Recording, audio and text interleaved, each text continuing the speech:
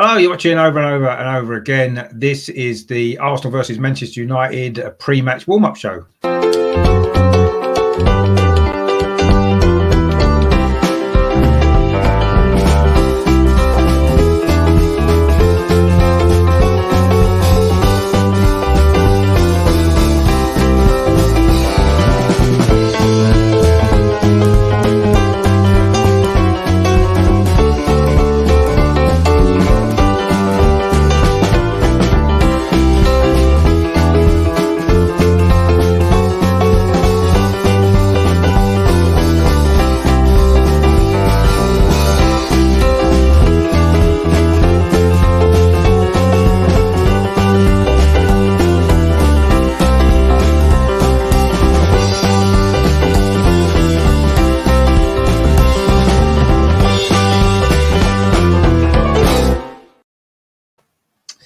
Hello, good evening, how are you doing? Welcome to Over and Over and Over again. My name is Richard, and this is going to be the Arsenal versus Manchester United pre-match warm-up show ahead, obviously, of the big game tomorrow at the Emirates. Arsenal against Manchester United, of course, always a big game. I've got some great guests joining me, so we'll look ahead to the game tomorrow, and also we'll do our usual bits as well, looking back on a few historical memories of previous games and players that's played for both clubs, all that usual stuff. So the first guest joining me again, of course, he's always here. He loves this show, can't get rid of him. It's the one and only Melvin. How are you doing? Yeah, fine, thanks. Very happy and looking forward to tomorrow night or tomorrow late evening or late afternoon. Sorry, yeah, looking forward. And there's loads of games that I remember with this. Arsenal, yeah, so many. Out there. Amazing. Yeah, so many. There's always something going on with us, and then always. I mean, this was for many years the biggest games of the season, weren't they? Arsenal, Man United for a long, long time. So lots and lots of great memories, and we've come out on top on a few big ones as well over the years, which is great. Yep. Also, as well, we've got another guest joining us as well. It's his first time on the show, believe it or not. It seems like he's probably been on before, but he hasn't. It's Joel. How you doing, mate? You all right? You're all right. Yeah, on one of those faces. Once seen, never forgotten. Well, we've done other shows together, haven't we, before? So you feel like a familiar face, but obviously not on this particular channel. Andrew's going to be joining us as well at some point soon, hopefully. Actually, Ender's here as well. So we'll just get Ender in as well. How are you doing, Ender? You all right? Can you hear us? Right. Can you hear us all right, Ender? Have you got your sound on? Anyway, right. Oh well, he'll what's he doing? Is he sorted? Systems working, send more money. He needs to put 50 pence in the meter. He's in the chat. He's in the chat and he's here and he can't hear us. And Russ as well. How you doing, Russ? Good to I've got Russ. Good to see you. Oh, he's disappeared. What's he doing? Anyway, he is here. I don't know. Can you hear us now, Ender? No, he still can't hear us. Waving at him. I think he can see us, but he can't hear us at the minute. But we can do subtitles, can't we?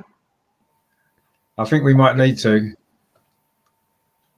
I think he can hear us. But we can't hear him.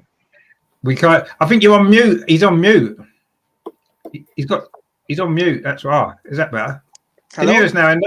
Ah, he's here. Hello, Ender is here. No, what was wrong was my speaker was wired up to my HomePod, but when I turned on this, the HomePod didn't broadcast. Okay. Oh well, we've got you in the end. It's the main thing. We've got there in the end, and that's what matters, isn't it? As long as you're here now. Cheers, lads. Cheers. Okay. Oh, good for you. Fantastic. So I say Andrew will be popping in as well, hopefully very soon. And Melvin's got his fan in the chat as well. James there. James Johnson is obviously excited to see James Melvin Johnson. On as always. James Johnson. Yeah, do you know him? I was from Purely Arsenal. Fantastic pod. Seriously, I listen to it all the time. Never fail. Seriously. Don't know if you boys have listened to it. Unbelievable. One of my favourites. Russ, there's a fantastic crew. Of course, there's a fantastic crew. It's always a fantastic crew on this show, as you know. So this is your panel, I say, with Andrew on the way as well. And this is going to be the Arsenal versus Manchester United pre-match warm-up show.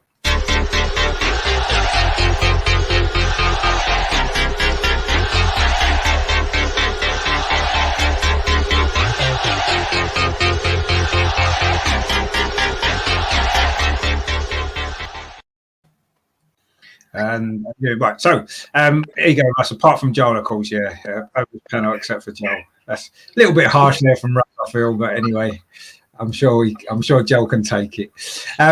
So tomorrow, then, obviously, it's I suppose over the years, Arsenal Man United games have been the most anticipated of the season quite often. Perhaps not quite so much over the last few years, but I think tomorrow it is a really, really big game, I think, for both clubs, maybe for slightly different reasons. Obviously, United seem to think they're in the race for the title, and we are trying to recover from a really, really poor first half of the season that we had, which we've started to turn around quite well in the last few weeks. I mean, what are we thinking about tomorrow then, Melvin? What are your kind of thoughts ahead of the game? Is it a game that you feel that we need to win to put a statement down?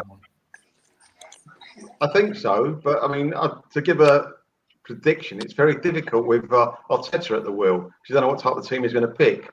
So I hope he'll pick of the best team he can, and if he does, I think we're going to win. I think we'll win 2-1 or something. But as I say, who knows?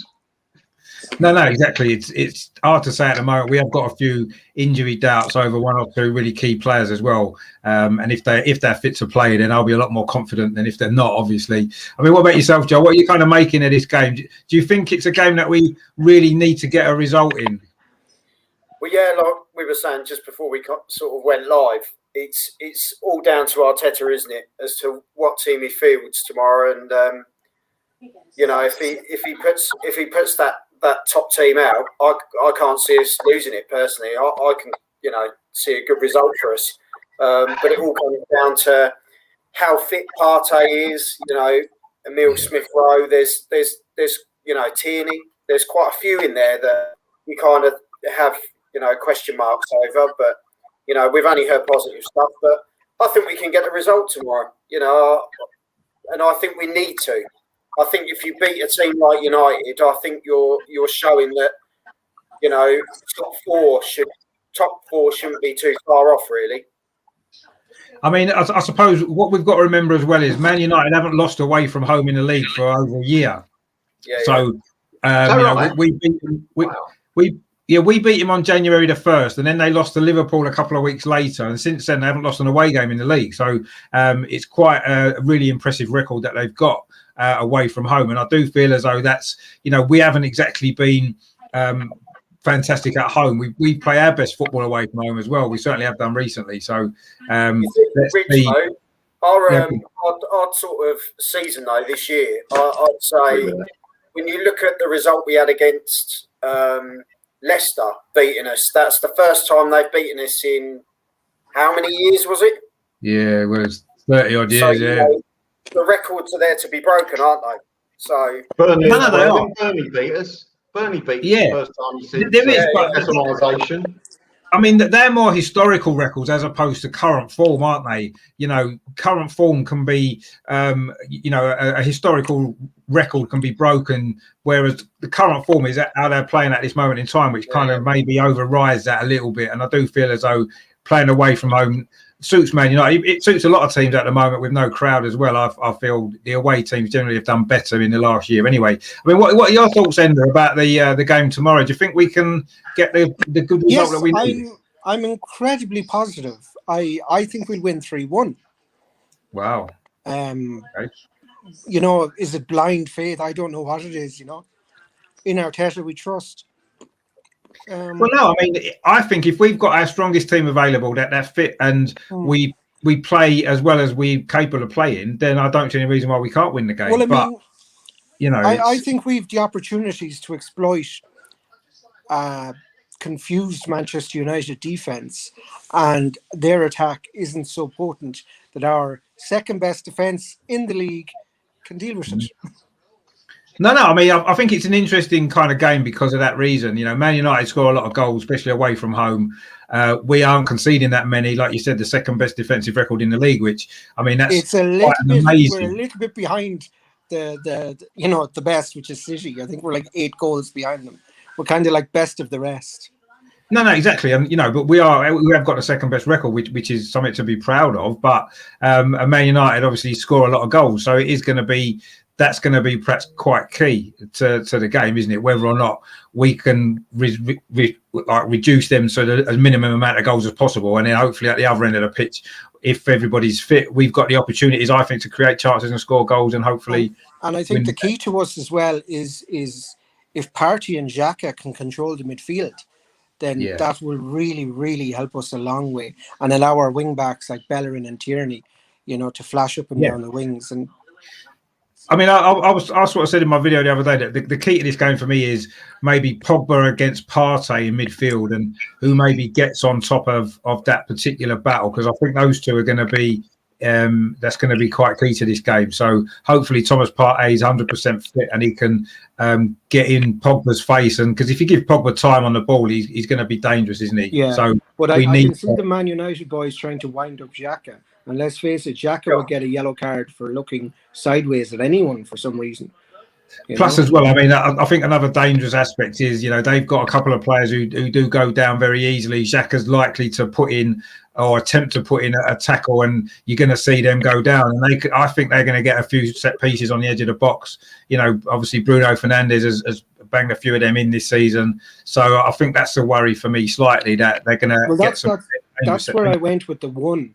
I think they will score from a set piece, and hopefully that's just it.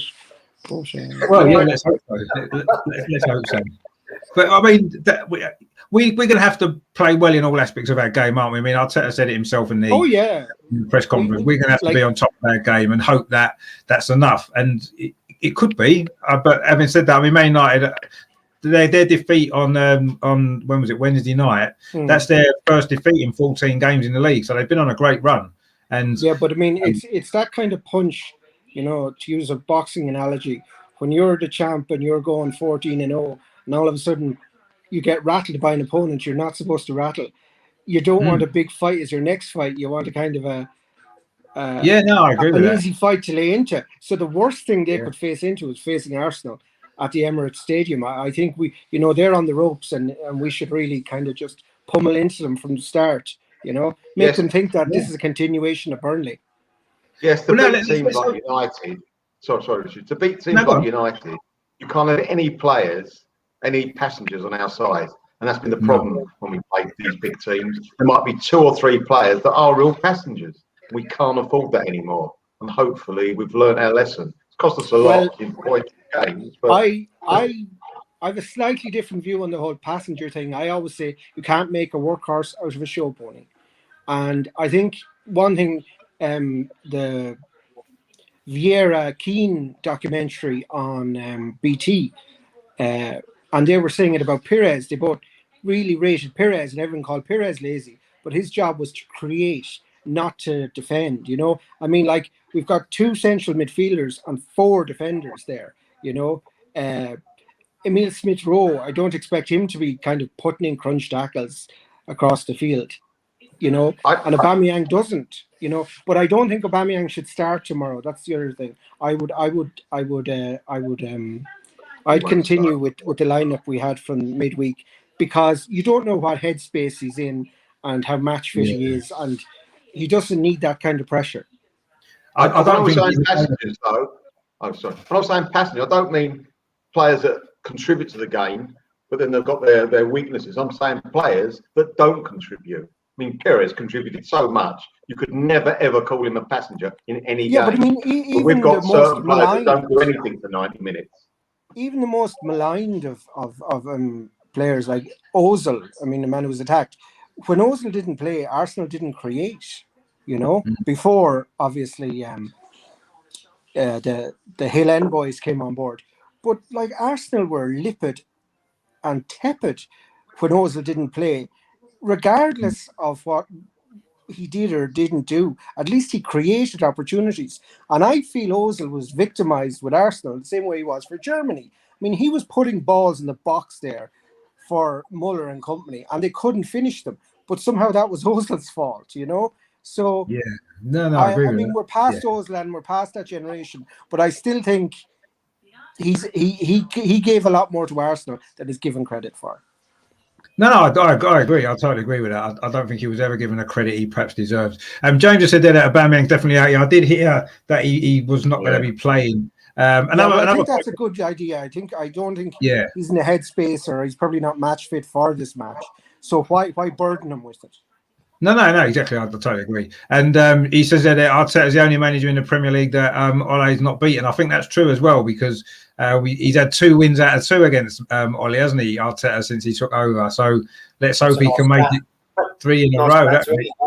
Yeah, but I mean, is that just kind of going down this stat thing that's utterly, you know, I mean, when it's 2-0, it's utterly meaningless. It's different if they've played 30 games against each other. Saying you're unbeaten after 2 matches is you know, it's a bit kind of weak gruel, as it were. You know, I would say, listen, they're novices. They've only started off against each other. Okay, he's 2-0 up, but I mean, that doesn't make it really unbeaten. It's not enough games to be considered unbeaten, in my opinion. Sorry. No, you're probably agree with you on that. Definitely agree with you on that. You know, I just think it's the Sky Sports year of everything's a record and everything's a thing, and football didn't exist before the Premier League, and oh my God, he's had 6 shots on targets in the last 4 minutes. It's like that doesn't matter. I'll tell you though, Enda. I'll tell you, Richard loves a stat, so. No, I do. But I studied mathematics in college, and I would argue what's a stat and what qualifies as a stat and a parameter, and what should be just as disregarded. The stat I don't like. I was going to say the stat I don't like in football is when they put up the possession of the last 10 minutes. Completely irrelevant. I don't care. Oh yeah, but sure, that's only to antagonise fans, because if one team has had 90% of possession, they know that's going to get to back up the other lads. So Sky and company, let's put that on and wind up people. Yeah. It's why they've gone with the Neville Carragher brand on Sky now. It's all Punch and Judy. You don't want knowledge. You don't want, interesting discussion. You just want he's bad, no, he's bad kind of rubbish. That's why I don't watch Sky Sports. It's like they used to be okay. They used to have interesting people on, but they decided, no, that doesn't sell tickets. You know, we want people to say something stupid and controversial, and then Twitter to go mad. I think it has gone. Like, it used to be good with Richard Keys and Andy Gray, didn't it, when they were doing Sky back in the day? They had their moments too. Well, they did, but you kind of got good value with them, I thought. But anyway, Russell says there he doesn't think that Arteta's going to risk Martinelli. No, I don't think he will either. No, I think it'd be stupid to do it. Yeah, I think. And Pepe is in good spirits. Keep it going. Yeah, he played well the other day, Pepe, didn't he, against Southampton? It's probably one of his best.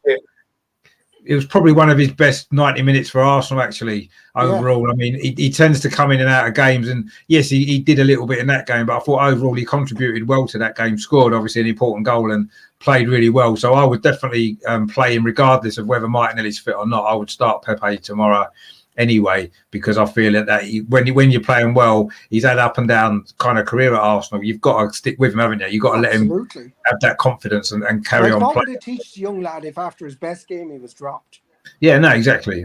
So I'd like to see him play. Rich, out of interest, do you know when Pepe last played 90 minutes, a whole game in the Premiership?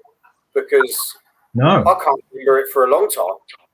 I mean, he wasn't going to play a full game the other night, was he? Because he was about to be substituted, if you remember, when Rowe got injured, and then for some reason they completely changed the substitution. Instead of bringing Martinelli on, he brought Willian on instead, didn't they? So he was about to go off, actually. Which Smith Rowe was injured, wasn't he? Wasn't Smith Rowe on the deck at the time? Smith Rowe, yeah. Smith Rowe got injured and he changed his mind. But after that, Pepe seemed to really kick on and fight.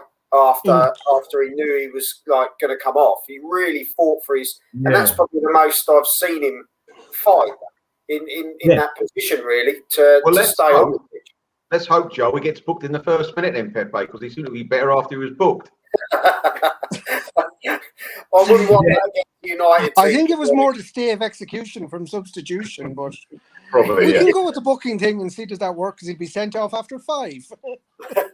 Yeah, we've seen him get sent off before, haven't we, in a big game? So we don't really want him to do that again, do we? So, but no, I mean, I would definitely stick with Pepe. I mean, I've been a big critic of his because I don't feel as though he's justified his place in the team quite often. But he did on Tuesday night against Southampton, and he definitely deserves to start this game tomorrow. And let's hope he can put back-to-back good performance in. He did score against United last season, of course, in this game, didn't he, when we beat him at the Emirates? So let's hope that that's a sign that, you know, we might give him a little bit of confidence from that as well. And he can do something similar again, which would be nice. And then he can get a good run of form, which would be great. I personally don't know if he's got that level of consistency in him. I think we're going to have to maybe understand that he might have one decent game in 3 or 4, and that's what we're going to have to suffer. But we'll see what happens. Hopefully he'll have a decent performance tomorrow. And it could be the match winner for us. You never know. He's capable of doing it, isn't he? He's got the ability to become our match winner tomorrow, but we'll see what happens. There's a lot to happen before then, I think, before we'll see the result. What we'll do then, before we kind of look again sort of at the game tomorrow, let's just have a little trip down memory lane, which I know Melvin really enjoys. So we'll start with a little bit of this.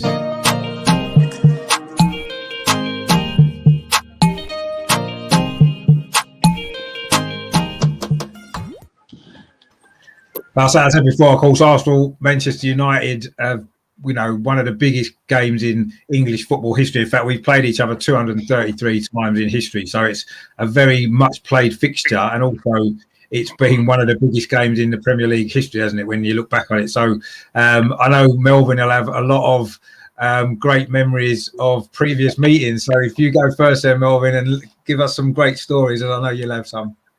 Well, just to say, I watched Arsenal Man United in 66, I think was the first time. But the game I really remember was 1968, playing at home. I was in the schoolboy enclosure, and we got beat 2-0. And one of the goals was Peter Story, our back at the time, was marking Georgie Best. And Georgie Best went up to him, he turned round, and he harried him from a halfway line back to our box. He didn't know what to do, Story, because Best was all over him. He scored an own goal. And then he hit another rifle shot, Bestie. And for once, the first time I've ever done it, I was clapping an opponent. He was so good, Best. But what am I doing? I'm clapping the opponent, but he was so good that day. It must have been wonderful to see a genius at work. That's what it was. He was, I mean, fantastic. Also, he's one of those players that, I mean, regardless of who he plays for, Georgie Best was exceptional. Oh, no. I love watching him, even though he played for United. I love watching him. When I watched Match of the Day, you watched it to watch Georgie Best because he was that good. The next year, we played United again, and Georgie Best went through on goal with just Bob Wilson to beat. And Bob Wilson, from being a decent keeper, his little trick was on one-on-ones. He always seemed to beat the forward. He always seemed to get the ball, and he got it off him, and that inspired him to win 3-0. I mean, they were a good team then, United, and that was they won the European Cup, I think, that year. That was a fantastic game, but a bad game. I went in the North Bank, and I remember we played them, and we had a Webster in goal, Malcolm Webster. He was a young kid. I think it might have been his first game. We were 2-0 up. I won't say coasting, but we were doing quite well. 2-0 up against United, and he let a Weetabix goal in. You know, with the old, I saw it. Some guys got a kick, and I thought, oh, that's all right. It went in, somehow it went in the net, and then Georgie Best again went through on goal, turned it in, and rocketed. Absolutely fantastic. Now, I'll tell you a game that I didn't go to this game, but we signed Peter Marinello from Hibernian, £100,000, big money at the time, and they named him straight away because he had long hair and the way he played, the new Georgie Best. Well, we didn't think when they get new Georgie Best, but anyway, the first game was against Manchester United at Old Trafford, and he scored after he's got the first goal, and it was a fantastic goal. It was a Georgie Best type goal. It was like weaved in and out. We thought, oh, we got one here. Anyway, what happened? We get beat 2-1. But all the excitement was that he was on billboards. Peter Marinello was on adverts. He was doing this, but he never quite lived up. I mean, he's very fast, but he never quite lived up to it. Another game was. Let me think. What was the one? Oh yeah, I went to the cup. The 1970 game in December. It was our double year, And to play United away, you never got anything at United. And we beat them 3-1, all headers. And then we started to think, this team we've got, we ain't bad. We're not frightened of the big boys now. We might do something. So that was a very, very big win for the Arsenal.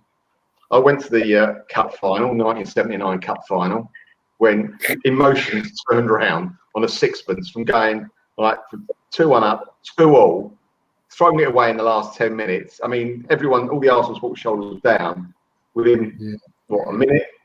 It's just madness, absolute madness. That was a wonderful, and also what was quite that also Sexton was their manager, Dave Sexton, who was the assistant manager at Arsenal just before that. Yeah, but he was really rated at Arsenal. He was a coach. Now that's a very strange story. I went up to Manchester. What year was this? That must have been. It would be 84. I went up to Manchester. I was lucky enough. Someone let me have a good firm we were working with. They had the box in Manchester. They invited a lot of the boys up from London to go in the box. So we're all sitting in. I think it's behind the Stretford in these boxes. Anyway, we go 1-0 down. And it's 1-0, and then right before half time, Tony Woodcock scores a header right in front. Was that a Friday night game, Melvin? Friday night, yeah, Friday night. We went up to that one. Yeah, that one. Woodcock scores with a header. So the next to me, my mate. All of a sudden, and we've got a bar in front of us where you eat, right? And then you've got the crowd in front of you. He stands up and he's giving it all of that. I'm going, sit down. What are you doing? Sit down. All of a sudden, we get a knock on the window.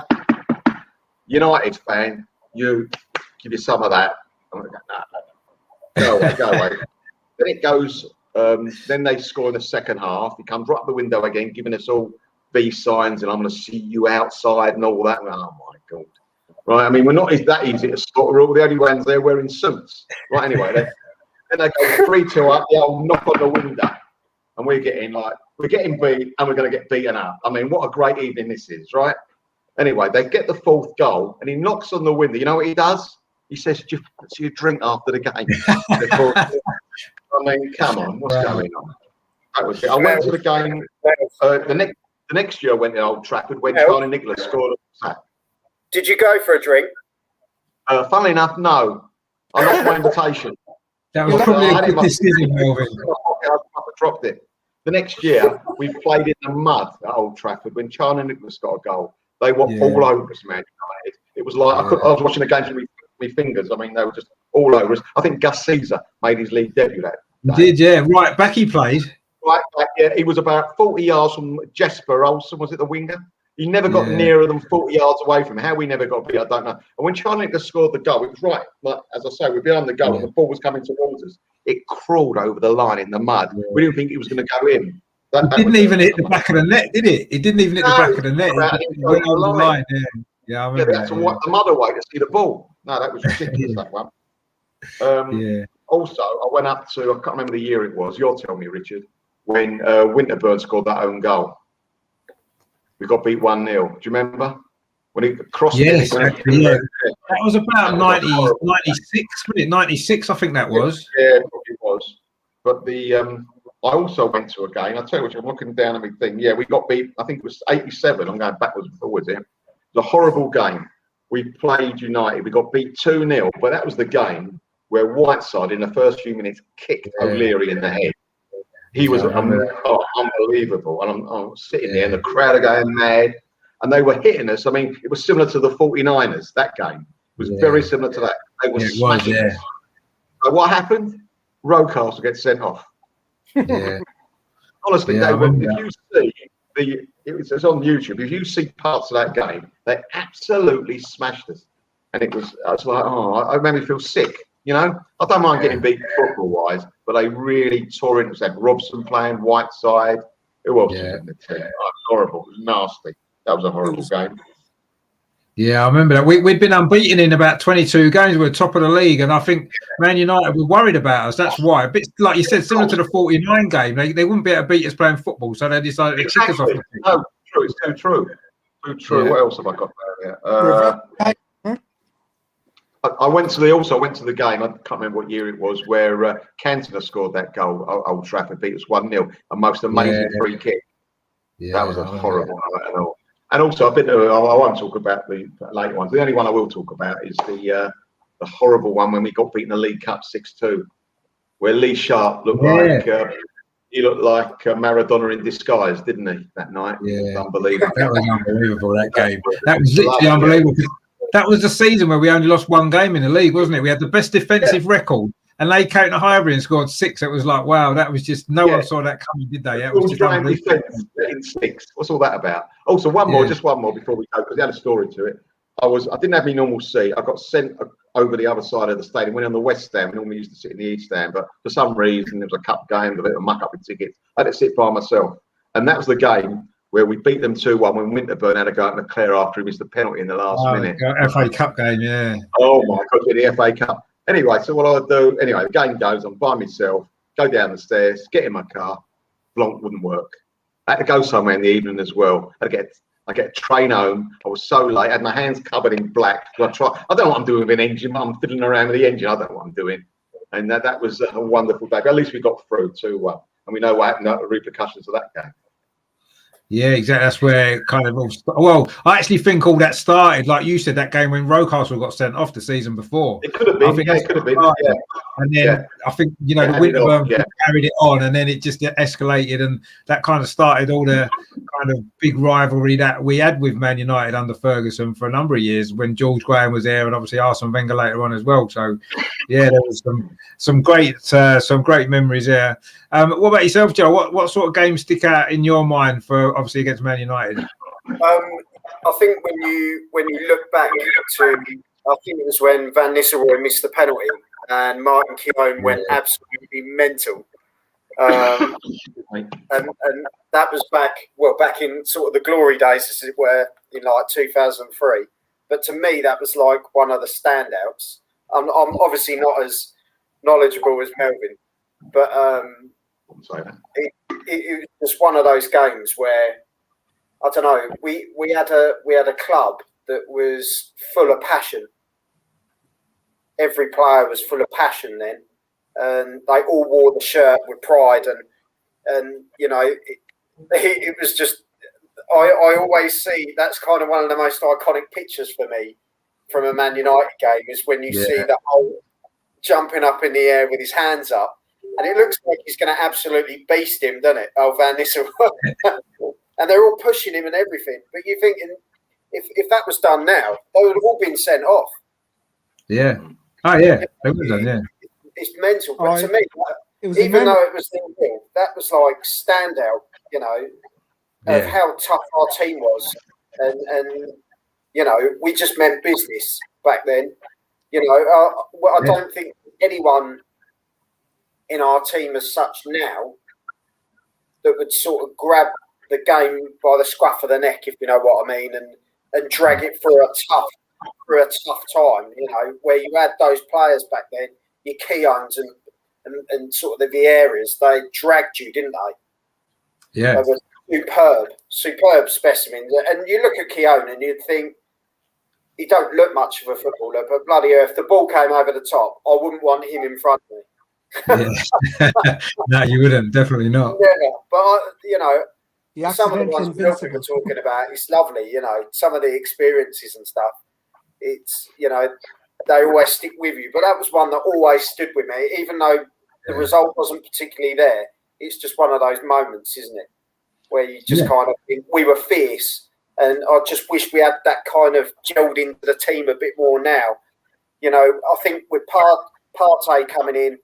He might not have sort of the voice at the moment, but blimey, the guy plays with that sort of level, doesn't he? He's got the beast in him, and a few more players like that. I think that's when you'll start to see a more solidified team that people are afraid of again. They were afraid of us back then.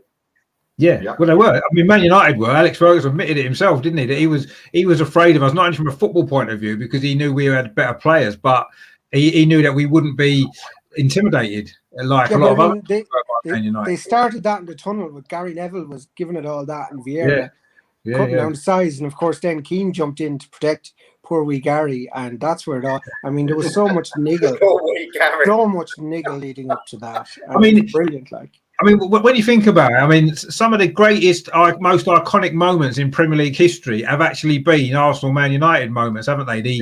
Obviously the Keogh moment that Joel just mentioned there, that one in the tunnel as well. I mean, they're two of the most iconic moments in Premier League history, aren't they? You know, involving United, and there's been like loads of others as well. But I mean, as the fella says, they've got previous, so. Yeah, exactly. I mean, it's been the biggest game. I don't care what anyone says about, you know, Man United against Liverpool or Arsenal against Tottenham, whatever it is. The biggest game in Premier League history is Arsenal against Man United, and I don't think there's any doubt about that. Well, actually, because you qualified it as Premier League history, I'd probably agree. In league history, I would still say it is Manchester United and Liverpool. But, maybe going back further, possibly, but I mean, in Premier League history, yes, because obviously Liverpool weren't a force to be reckoned with until a strange German with weird teeth came along. But but you know, he got them fixed to be fair to him. But it's just it really was. But yeah, that match, but winning the league in 2002 in Old Trafford was just so special that night, you know. And you know, Sylvain Wiltord, you know, I mean, class. It was, and I mean, they were wearing gold jerseys. I mean, what more did you want? Yeah, exactly. I mean, that was a special moment as well. And my boy Freddie was just on fire that season. You know, come off the bench, guaranteed a goal and an assist, and he was just, I mean, you know, he was packing more than just his trunks that year. You know. Yeah, he was.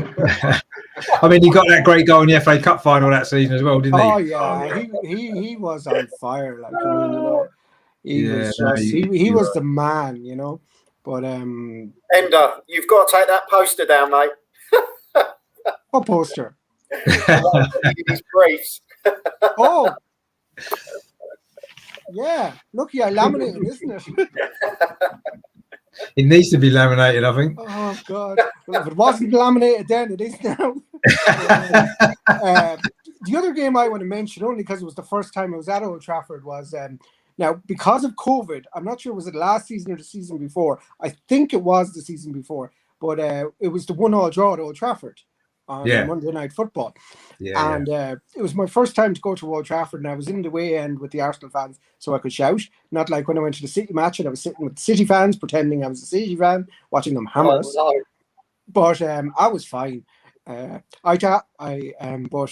this was great anyway. Arsenal, it was a fairly dull first half and it was tepid. And I said, right, I better go find some Bovril or something at halftime or whatever it is they drink up north, Grave or I don't know.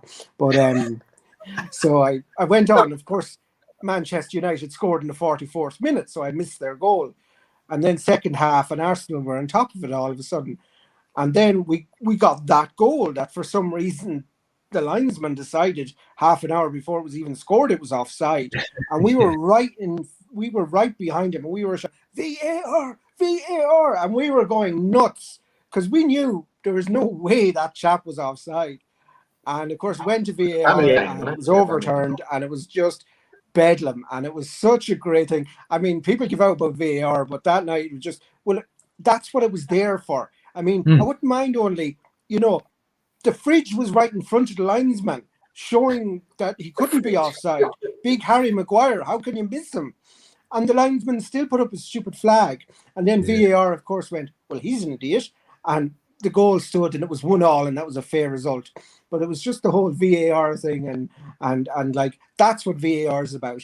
Obvious decisions that are incorrect. It's not, is his kind of testicle hair offside? Like, come on.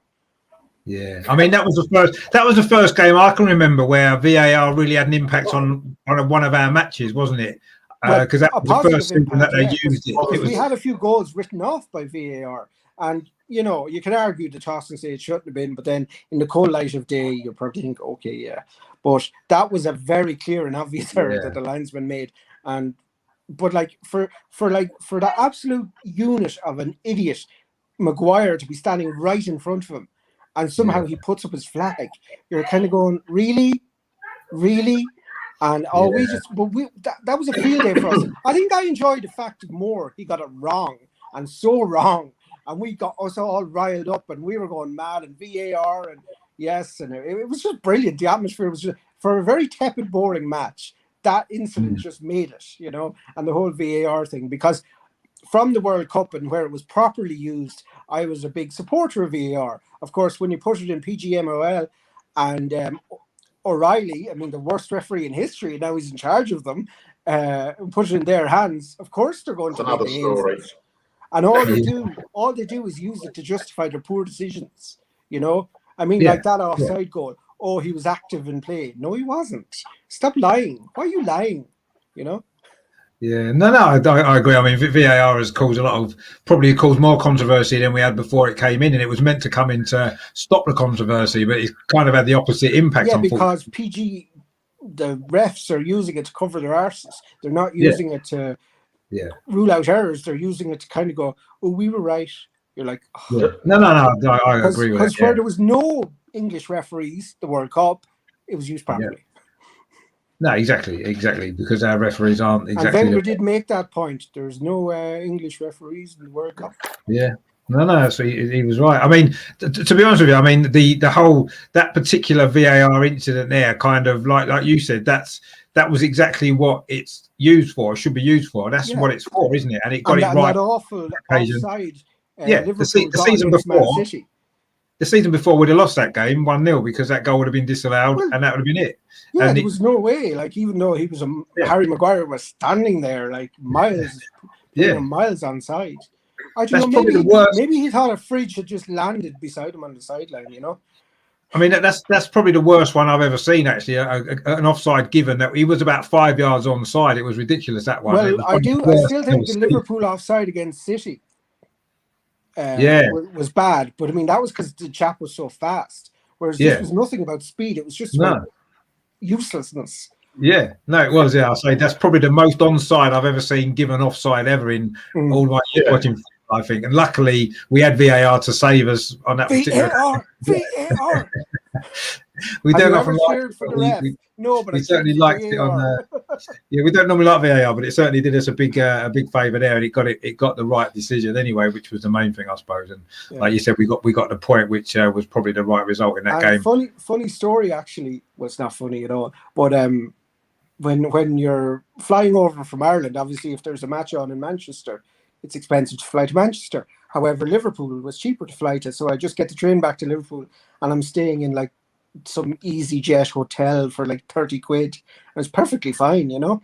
And it was just getting the train back from Manchester like odd o'clock in the morning, and everyone else is in bed. And then I woke up the next morning, and my flight's leaving at 6, and I wake up at 5 o'clock. And I just jump in a taxi and I say, take me to Manchester Airport as quick as you can. And I pay the extra £5 to go through extra security, whatever it is. But I realized Manchester Airport's not like Heathrow or a big, huge airport. It's actually fine. And then when I got through it, security was brilliant. So I've never, ever gone from my airport to the airplane in 50 minutes of my life. And I'll never try it again. Did you stay overnight in that EasyJet hotel? Yeah. Did it have any beds? Oh, it did. It had a bed and it had a shower. You have to pay extra for the beds, I thought. Oh, yeah, but you put in the 50 cents and then the bed came down. Or pence. 50p or sovereign money the Europeans won't take from us. No, we don't have euros over here. Not yet. Anyway, we'll probably never will now. We won't ever have them now, will we? No, I think you're going back to pounds, shillings, and pence because decimalization was the ruination of the empire, apparently. Yeah, well, you wouldn't surprise. Nothing would surprise me at the minute, actually. To be fair, so you might well be right. There was just a couple of other sort of games that I wanted to maybe mention against Man United. The first real big one I remember was the League Cup semi-final, 1983. Melvin might remember this. The first leg was at Highbury, and we actually lost 4-2. Now, going on I was on the train. I was about 13 or 14, I think. I was on the underground going to the game, and that was the first time I'd really encountered other fans from other clubs. There was a lot of Man United. The whole train was full of Man United fans, a lot of people from London, and it just kicks off everywhere. And this was before the game. And then, of course, Man United ended up going 4-0 up. Frank Stapleton scored, who, of course, was public enemy number 1 at that particular time. And that was a total nightmare. That whole experience was just horrible. And we lost 4-2. And obviously, Man United ended up winning the second leg as well and going on to the final. So that was quite a bad one. But on the other side of it, a couple of years later, George Graham's first ever match was against Man United at Highbury. first game of the season, 1986. We won 1-0. Charlie Nicholas scored. That was quite an important game from obviously against Man United, being his first game. I had written down the FA Cup game when McClare missed that penalty, but Melvin's already touched on that one, which was a great game, that one. And a bit more recent as well. There was 3 or 4 years ago when we beat them 3-0. We ripped them to bits in the first half when Ozil and Sanchez were just playing. Oh, that was savage. And they were brilliant that day. That first half was probably one of the best 45 minutes I've ever seen from an Arsenal team. I just thought we were fantastic. 3-0 up in about 20 minutes. Ozil and Sanchez just absolutely ripped them to pieces. That was a great one. Obviously, last season as well, Arteta's first ever win as Arsenal manager was against Man United as well, wasn't it? You've got a question here from Shane there. In what part of Ireland? I saw that. What part of Ireland am I from? Now, if he's Irish, he should know. My accent's as flat as a pancake. I'm from the Midlands, a county called Offaly. But because people in Dublin are a bit work shy, I have to go up there and work. You know, all us cultures go up and work in the big smoke. But because of COVID, we get to work from home. And if we burn enough sticks and burn enough turf, we can get the generator going and the donkeys going to get our internet working. And, you know, the magic happens and it sends all the data up to Dublin. Bigara. I didn't understand any of that, but I'm sure it was good. That was for Shane. No, I'm sure Shane understood it. I'm sure Shane understood it. I didn't have a clue what he was doing. No, Shane went, that guy is off his rocker. But it was funny anyway, I'm sure. But yeah, so that's anyway. So I hope that answers your question, Shane. Anyway, because I still don't. I'm still none the wiser myself. So the Midlands. It's like the Birmingham of Ireland.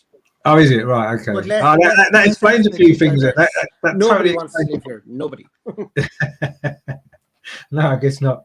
So that was obviously a few memories there from. I mean, we didn't actually mention, did we, that game we won 3-2 at Highbury that year when we won the double in '98 when David Platt scored that last minute winner. That was a good game as well, wasn't it? That we maybe should have mentioned perhaps a little bit earlier as well, because that was a great game, wasn't it? As well, that 3-2 kind of memorable game.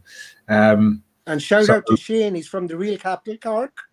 There you go. Yeah, he understands. I'm glad somebody does, Shane, because I didn't have a clue. We speak European, you see. It's slightly. Oh, is that what it is? Oh, well, that's probably why we don't get you in. And of course, Russ mentions obviously the Wiltord goal. Yeah, we all never forget that, will we? Special evening. Yeah, it was. Yeah, I mean, to win the league, we won the league. Yeah, to win the league there of all places was special, wasn't it? I think Melvin might have frozen again. You know, I've got a feeling he might have frozen on us. Did he not get the winter grant? Winter fuel allowance. He's got a sauna going or something going on in there. Yeah, I think he has. He seems to be having a few internet issues, shall we say, at the moment. But I'm sure he'll be back in a sec. We've got to hold on because we coming on to a good section that he really likes. So we need to get him back before we can kind of move on to that, really. Because I wouldn't want memory lane. Yeah, I wouldn't want him to miss out on any of this because I know he's going to enjoy it. So we need to get Melvin. I mean, like his encyclopedic knowledge of those games was just brilliant, you know. Yeah, no, he's brilliant with this. And especially, you know, when it's not just a report he's read, he was actually at those matches, you know, and it's all real to him, you know, and it really brings it to life. And he built Highbury. Are you back now, Melvin?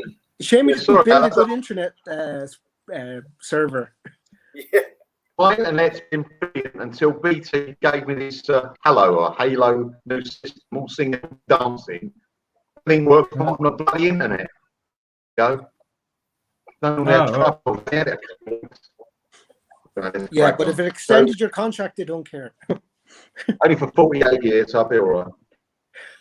No, I'm sure we'll get there in the end. I mean, you could have you back anyway, because we were just going to wait to move on to the next section until you were back with us, because we know that you like this section. So this is what we're going to be doing now.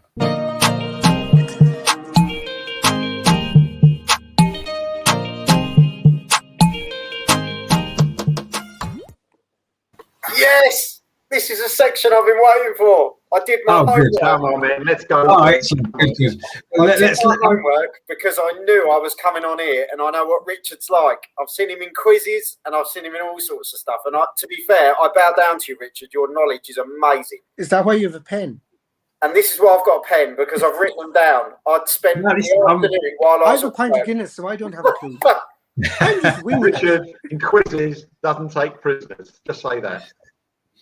Well, you got to be in it to win it, haven't you? I mean, I lost in Andrews one the other night, and Mike beat me, but I was expecting him to. So that was brilliant, by the way. I really loved that. Yeah, that's brilliant.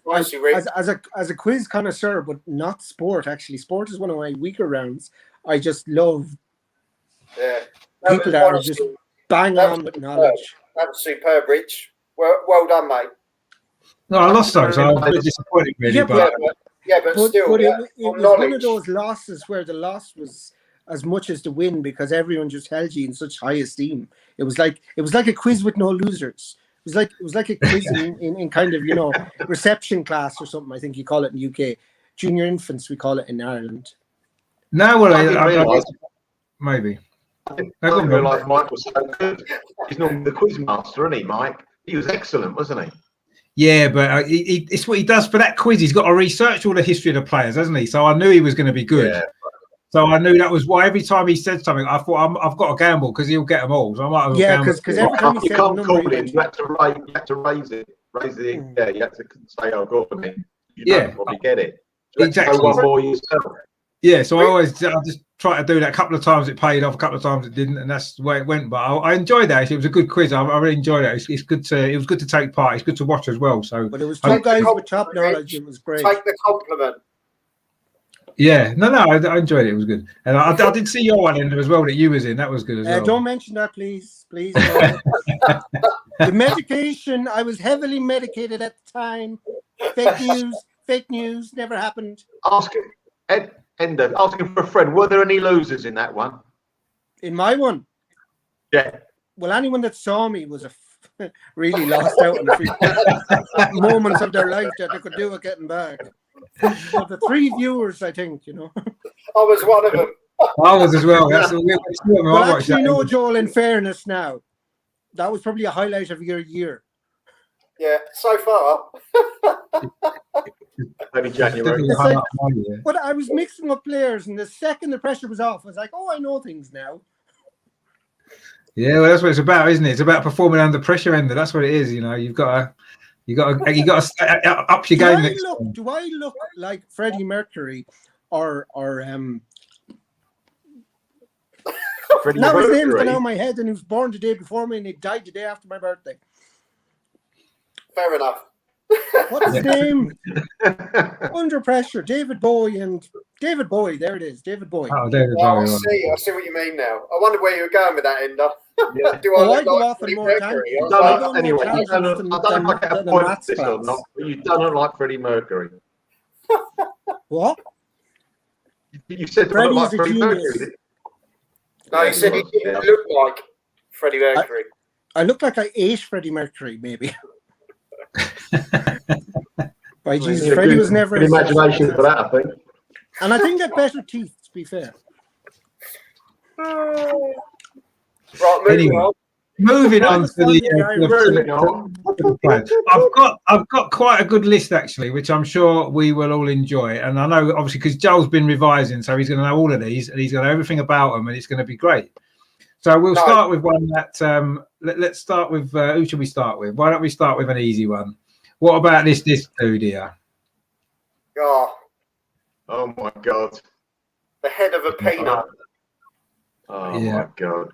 What a terrible signing. But do you know what? He actually made 361 appearances for Manchester United. 361. That was in their glory days. So he couldn't have been as bad as we thought. He only made 43 appearances for Arsenal. Most of them were quickly forgotten. But yeah, he scored against Spurs, though, didn't he? He scored one against Spurs. He did, yeah. He was one of the goals that he scored against Spurs. Yeah, they won the 4-4 draw.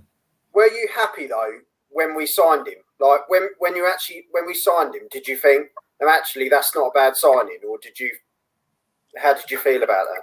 Yeah, I thought it wasn't a bad signing. Exactly how I felt. That's not a bad signing. I say he played a lot of games for Man United in a successful era, won a few trophies. You're thinking, yeah, he can do a job for us.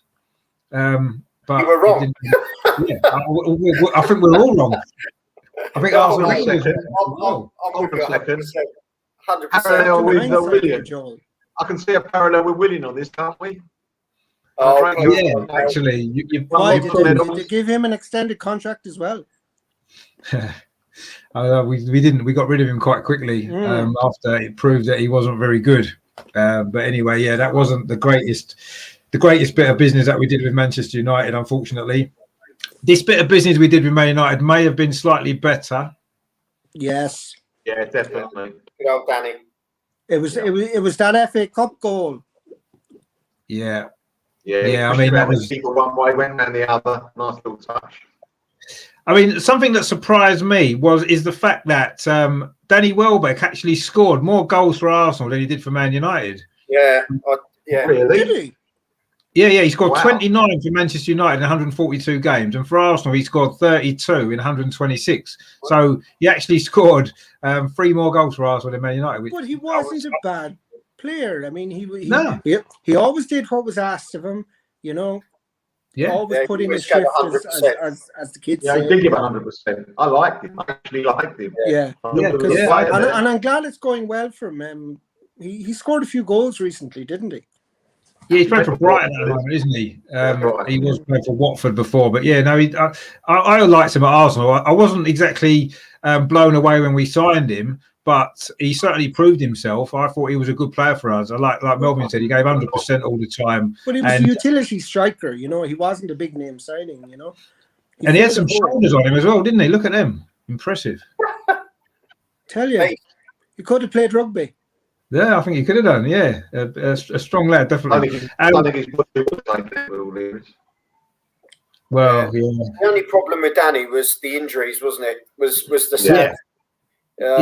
That they sort of plagued him more than anything. I think he could have, to be fair, scored a lot more and had more of an impact without the injuries. You know, they just came at the wrong times because it was almost he got injured when he was peaking, when he was just getting there. He was just on a good run, and it just seemed to.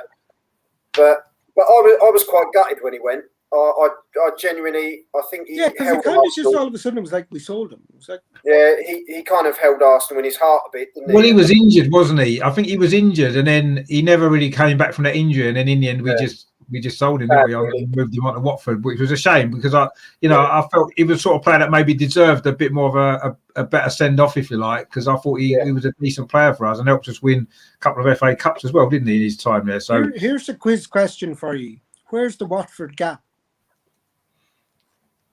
It's not in it's on the Watford. M1, isn't it? It's on the M1. Yeah. No, what county? Where is it? Is it Buckinghamshire, Nope, Bedfordshire, nope.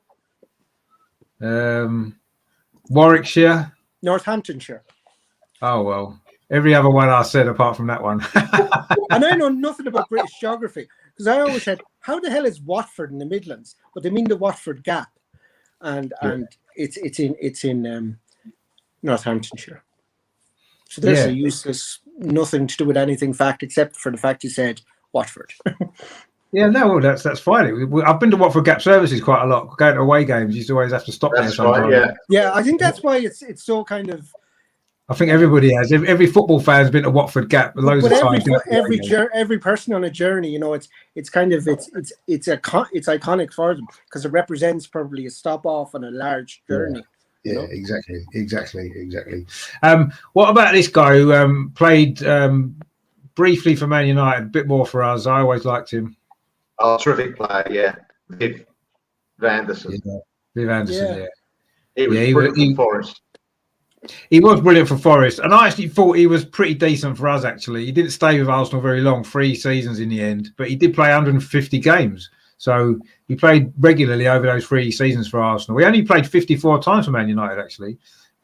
He was there for 4 years, obviously a little bit later in his career, I suppose, but great player, fantastic. Down that right wing, he was unbelievable, wasn't he? Phenomenal player. I mean, when he attacked the overlap, he was one of the best overlapping backs we had, you know. Superb. So I think what done him was when he went just after George Graham came. George Graham wanted to clear out of all the older established players, and he was in the colour, if you like. Well, I don't think it would have suited the George Graham style anyway. No, possibly not. I mean, it was funny because obviously Lee Dixon replaced him, didn't he? And he bought Lee Dixon. It's like you had an established England international in Viv Anderson, and we'd bought a player who'd come through the lower leagues in Lee Dixon to replace him. And you're thinking, what are we doing? Why have we done that? And it turned out obviously to be a great decision because Lee Dixon proved to be a fantastic player, didn't he? So maybe sometimes the managers do that better than us. You want He to did the same on the left with Kenny Sampson, didn't he? He did, yeah. Winterburn at the same time. So Although he wanted to build his own team, Graham. I think Kenny Sansom was a little bit kind of reaching the end, wasn't he? Anyway, really, I feel. Yeah. Whereas Viv Anderson, you still looked at Viv Anderson and thought he's still got a couple of decent years left in him. I did at the time we sold him on, but yeah, I mean, he did do the same. Yeah, he built his own team, like you said, essentially. But yeah, Viv Anderson, I thought was a great player for us. Do you want another useless fact there, guys? You go on. Today's Lee Dixon's birthday. Is it? Oh, Yeah. happy birthday. And someone wished him a happy birthday and put up the picture of the day he signed. And I saw that earlier. I did see that earlier. Looked like a schoolboy. Yeah, Lee Dixon, what a fantastic player. All the best people are born in January. Well, some of them clearly are. Muhammad Ali, me. Lee Dixon. David Bowie. David Bowie, born and died in January. He died in January as well. He did, yeah, that's right. Born on the 8th and died on the 10th. Well, there you go. So that's another interesting bit of statistics we've got from Ender there. He's definitely been worth his fee tonight, hasn't he? With all these stats he's coming out. It's like now you know why I'm good in quizzes, because if there's a useless fact to be known, I'll know it. If it's anyway useful, oh, sorry lads, I'm not sure about that. If it's somebody's name, then you're stuck. Yeah, like when you pin me to something that's, oh, we need to know that. It's like, but I can tell you when Lee Dixon's mum's birthday is. I can't, but you know what I mean. Well, no, it's Lee Dixon's birthday today, apparently. There you go. It's one that Melvin will remember playing for Arsenal a little bit before my time, unfortunately. Oh, he was brilliant. That Brian Kidd. Brian Kidd, yeah. He actually, he was only a kid. I think he was about 18 or 19 when he played in the European Cup final and scored. Right. Yeah, he did, yeah. He was very good. I don't know why United let him go. It was a bit of a strange one, that. Because he wasn't old when he bought him. He was still just to reach the pinnacle of his career. He was, I just don't understand that. Well, I was very happy when we got him. Very happy. Was that not around the time they got relegated, though? And that was why they sold him, maybe? I don't know. We didn't. I think we paid 200 for him, which was a bit of it wasn't quite a big amount of money at that time. I don't know if it was then. I don't know. Did he go down with United? I'm not sure. If we signed him with this ship. I mean, Brian Kidd in the end, he played 203 times for Man United, scored 52 goals, which is all right. For Arsenal, he played 90 games and scored 34 goals. So actually, his goal scoring record at Arsenal was a lot better in terms of goals per game. So he actually did all right for Arsenal. Pretty good player then. I mean, I say he's a little bit before my time, so I don't remember him. But I know he said he won the European Cup when he was a teenager. He scored in the final, didn't he, Melvin, for Man United? Right, he scored in the final. Yeah, he scored the final. He scored a hat-trick against West Ham, I remember. We went about 6-0 or 6-1 at Highbury. And everything he hit was going in. It was fantastic, And he was very fast. He was quite a fast player. He's a little bit like Welbeck to a degree, that type of player. And he did a lot of hard work as well. I'm surprised he didn't play for us longer. Yeah, Did he go to City? He did go to City. Yeah, I don't know if that was directly from us, but he did end up playing for City as well and a few other clubs along the way. But yeah, he had a decent. What's he at now? Another player who played at Arsenal about the same time as Brian Kidd, actually, and Melvin will remember him as well. Oh yeah, Jimmy Rimmer, goalkeeper. Yeah. He was a decent keeper, actually. He was quite good, actually. He was. Yeah. I think he went on to Aston Villa, didn't he? He went on to Aston Villa. Yeah. He played for Manchester United before us. He made 46 appearances for them. He was there quite a long time, but I think he was generally the sort of backup goalkeeper at Man United. Yeah. He came to us, and in 1974, for 3 seasons, played 146 games. So he hardly missed a game when he played for Arsenal. And then he, like you said, he went to Aston Villa and won. Well, he would have won a European Cup. But he was injured, wasn't he? He missed a final, didn't he? I think it was on the day he got injured, or just before the final. I mean, was it Spinks they put it? No, it was. Yeah, Nigel Spinks. I mean, he hasn't played a first-team game, I don't think, Spinks. No, he went straight to the European Cup final. Yeah, so that must be dreadful. You think you've you're the keeper, you know, you're the informed keeper, you're the number one, you're, you know, one of the driving forces of the team, and then you get injured just before the final. You'd think, Just what? before the final. And then someone takes your place and you win the cup. It's like, I'm not too sure. I might be wrong. Didn't he start the game when he got injured after a few minutes? Did he start the game, Rimmer? Because I seem to remember Spinks running on the field. Am I wrong? I think was it not in the warm up before? Yeah, that's it. The warm up before. That's it. He didn't actually start the game. I'm wrong. In the warm up, yeah. He was out. He got injured in the warm up. That's very unlucky. That's awful, isn't it? That's awful. Yeah, I think he did. Yeah, that is a shame because that is baggy trousers. That's madness, isn't it? Was that an FA Cup final? European Cup final. Oh, because I was in it was an FA Cup final. It would surely be a memory that would abide with me. Oh.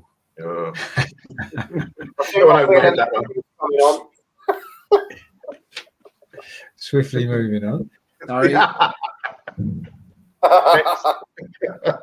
It's another one that it's I would say it's maybe slightly unfair to include him in a way because he didn't actually play for Manchester United, but he's got a very big link to Manchester United. Oh yes, Tommy. Good old Tommy. Tommy Doc. Passed away recently, didn't he? He did, unfortunately. Yeah, he did play for Man United. He didn't play for Man United. He was a manager. That was it. I was thinking. I was like, he was a manager. Yeah, 5 years he was a manager at Man United. He played for Arsenal 83 times and scored 1 goal. And that was in between 58 and 61. And then he was manager of Man United from 72 to 77. So I think he was manager when they got relegated, actually. And he brought them back as well. Yeah. But yeah, I remember he was manager in the FA Cup final that they won as well, wasn't he? Against Liverpool, I think, as well. Yeah. So yeah, I mean, obviously, so he's got a big link to Man United as well, although he didn't actually play for them during his playing career. But obviously, I suppose he's a bit of a legend as well. Here's a player that Melvin will love as well. I'm sure you love this guy when he played for Arsenal. Oh, Ian Ure, yeah. Oh, he went. Yeah, I remember he came from Scotland. He was a Scottish centre half, and he had a punch up with Dennis Law. They both got sent off, and they were Scottish teammates. And then I think the next year he joined Man United with Dennis Law in the team. So I think they probably got on quite well. But he made 2 rickets, Ian Ure. I think it was in the League Cup final against Swindon when we got beat 3-1. He did a dodgy back pass to our keeper in the mud, and that cost us. And another one, and another. I think in another final. But anyway, the Swindon Cup final where we were big favourites. That was the first goal. And that put us under pressure, big goal to let in. But he was a decent centre half, Yeah, just Shane here said about obviously Albert's show earlier. I don't know if you guys saw it. He had a Man United fan down, and that was a good show. Yeah, I saw some of that. That was good. I watched bits of that. Before. It was good. Yeah, it was good. Yeah, very good. So check out Albert's channel as well. So in total, then in the end, Ian Ure played 168 times for Arsenal, scored 2 goals. And then for Man United, he only made 47 appearances and scored 1 goal. So maybe his better days were at Arsenal out of the 2, although I don't think his better days were up to much by the sound of it, unfortunately. But there you go. Another player who maybe didn't sort of cover himself in a lot of glory at our club, maybe. Why don't we look at somebody who, again, was probably definitely more known as an Arsenal man as opposed to Man United, although he did briefly play for Man United as well. Oh yeah. Gorgeous job. He's appeared quite a lot in recent weeks because he seems to have been playing for a lot of clubs that we've played recently, like Crystal Palace and Chelsea and a few others. So he seems to pop up quite a lot, but he did briefly play for Man United, and I've got his statistics written down somewhere. He played 308 times for Arsenal, scored 79 goals, obviously won the double, won the Fairs Cup as well. And then at Manchester United, he only played 46 times over 2 years and scored 2 goals. So that was towards the end of his career with them. I think he went down with United, I think Graham was in the team that got relegated. I think he was, and then he left, didn't he? And then I think he moved on. Yeah, I think they got rid of a lot of organised the whole team. Doherty changed the whole team. The whole structure. I think a lot of them moved on, didn't they, when they got relegated? And I think that's where we got Brian Kidd as well. I think he came to us because of that reason, and Jimmy Rimmer as well, and a few others that left. So, so he obviously suffered that there, and then I'm sure he went on to because he went with Terry Venables, didn't he, to maybe Crystal Palace or Queen's Park That's Rangers right. or somewhere, didn't he? After Alex, that, I think, yeah. but I'd say that was a very well organized, financially regulated club with those two guys in it, Venables and Graham. a few brown envelopes going on there, probably. I would imagine. But, Ain't see nothing, right? Harry Redknapp drives by in the car, winds the window down. But yeah, but he was a great, obviously a great player, and even better manager for Arsenal, George Graham, the first Arsenal manager that really, gave me trophies to see. So I'll never forget what he done for Arsenal. Certainly as a man, I never saw him as a player, unfortunately. He used to hang in the air when he headed the ball, Richard. He'd jump in the air, and for some reason he used to hang there. And so many goals he got with his head, and they nicknamed him before he came to the Arsenal. Was at Chelsea, obviously, and they nicknamed him the Kangaroo Kid of his ability just to hang in the air. That's a bit like Calvert-Lewin, isn't it? Calvert-Lewin does that, doesn't he? Yeah.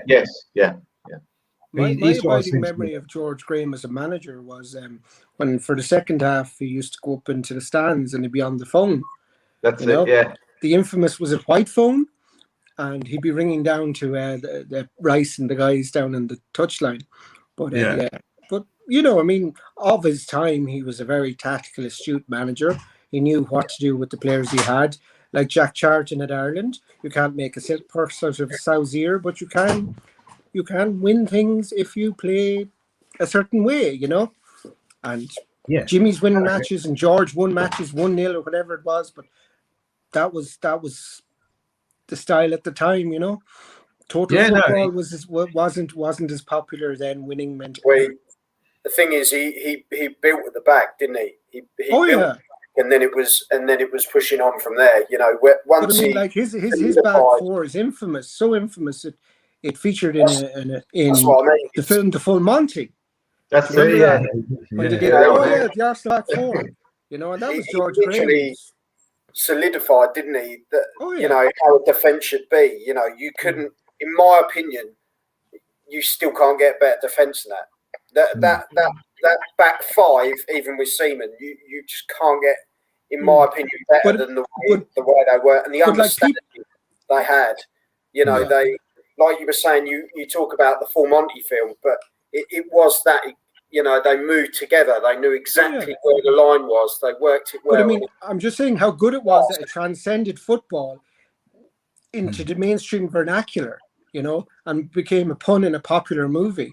But and even Wenger will say, one of his most cleverest things to do as manager was he saw a back five that worked and he didn't change it, and it was above that it changed. And, so that Graham's, defensive record, didn't he go a season and he only lost one match? Wasn't that it? Yeah. Chelsea. Yeah. That's a phenomenal record.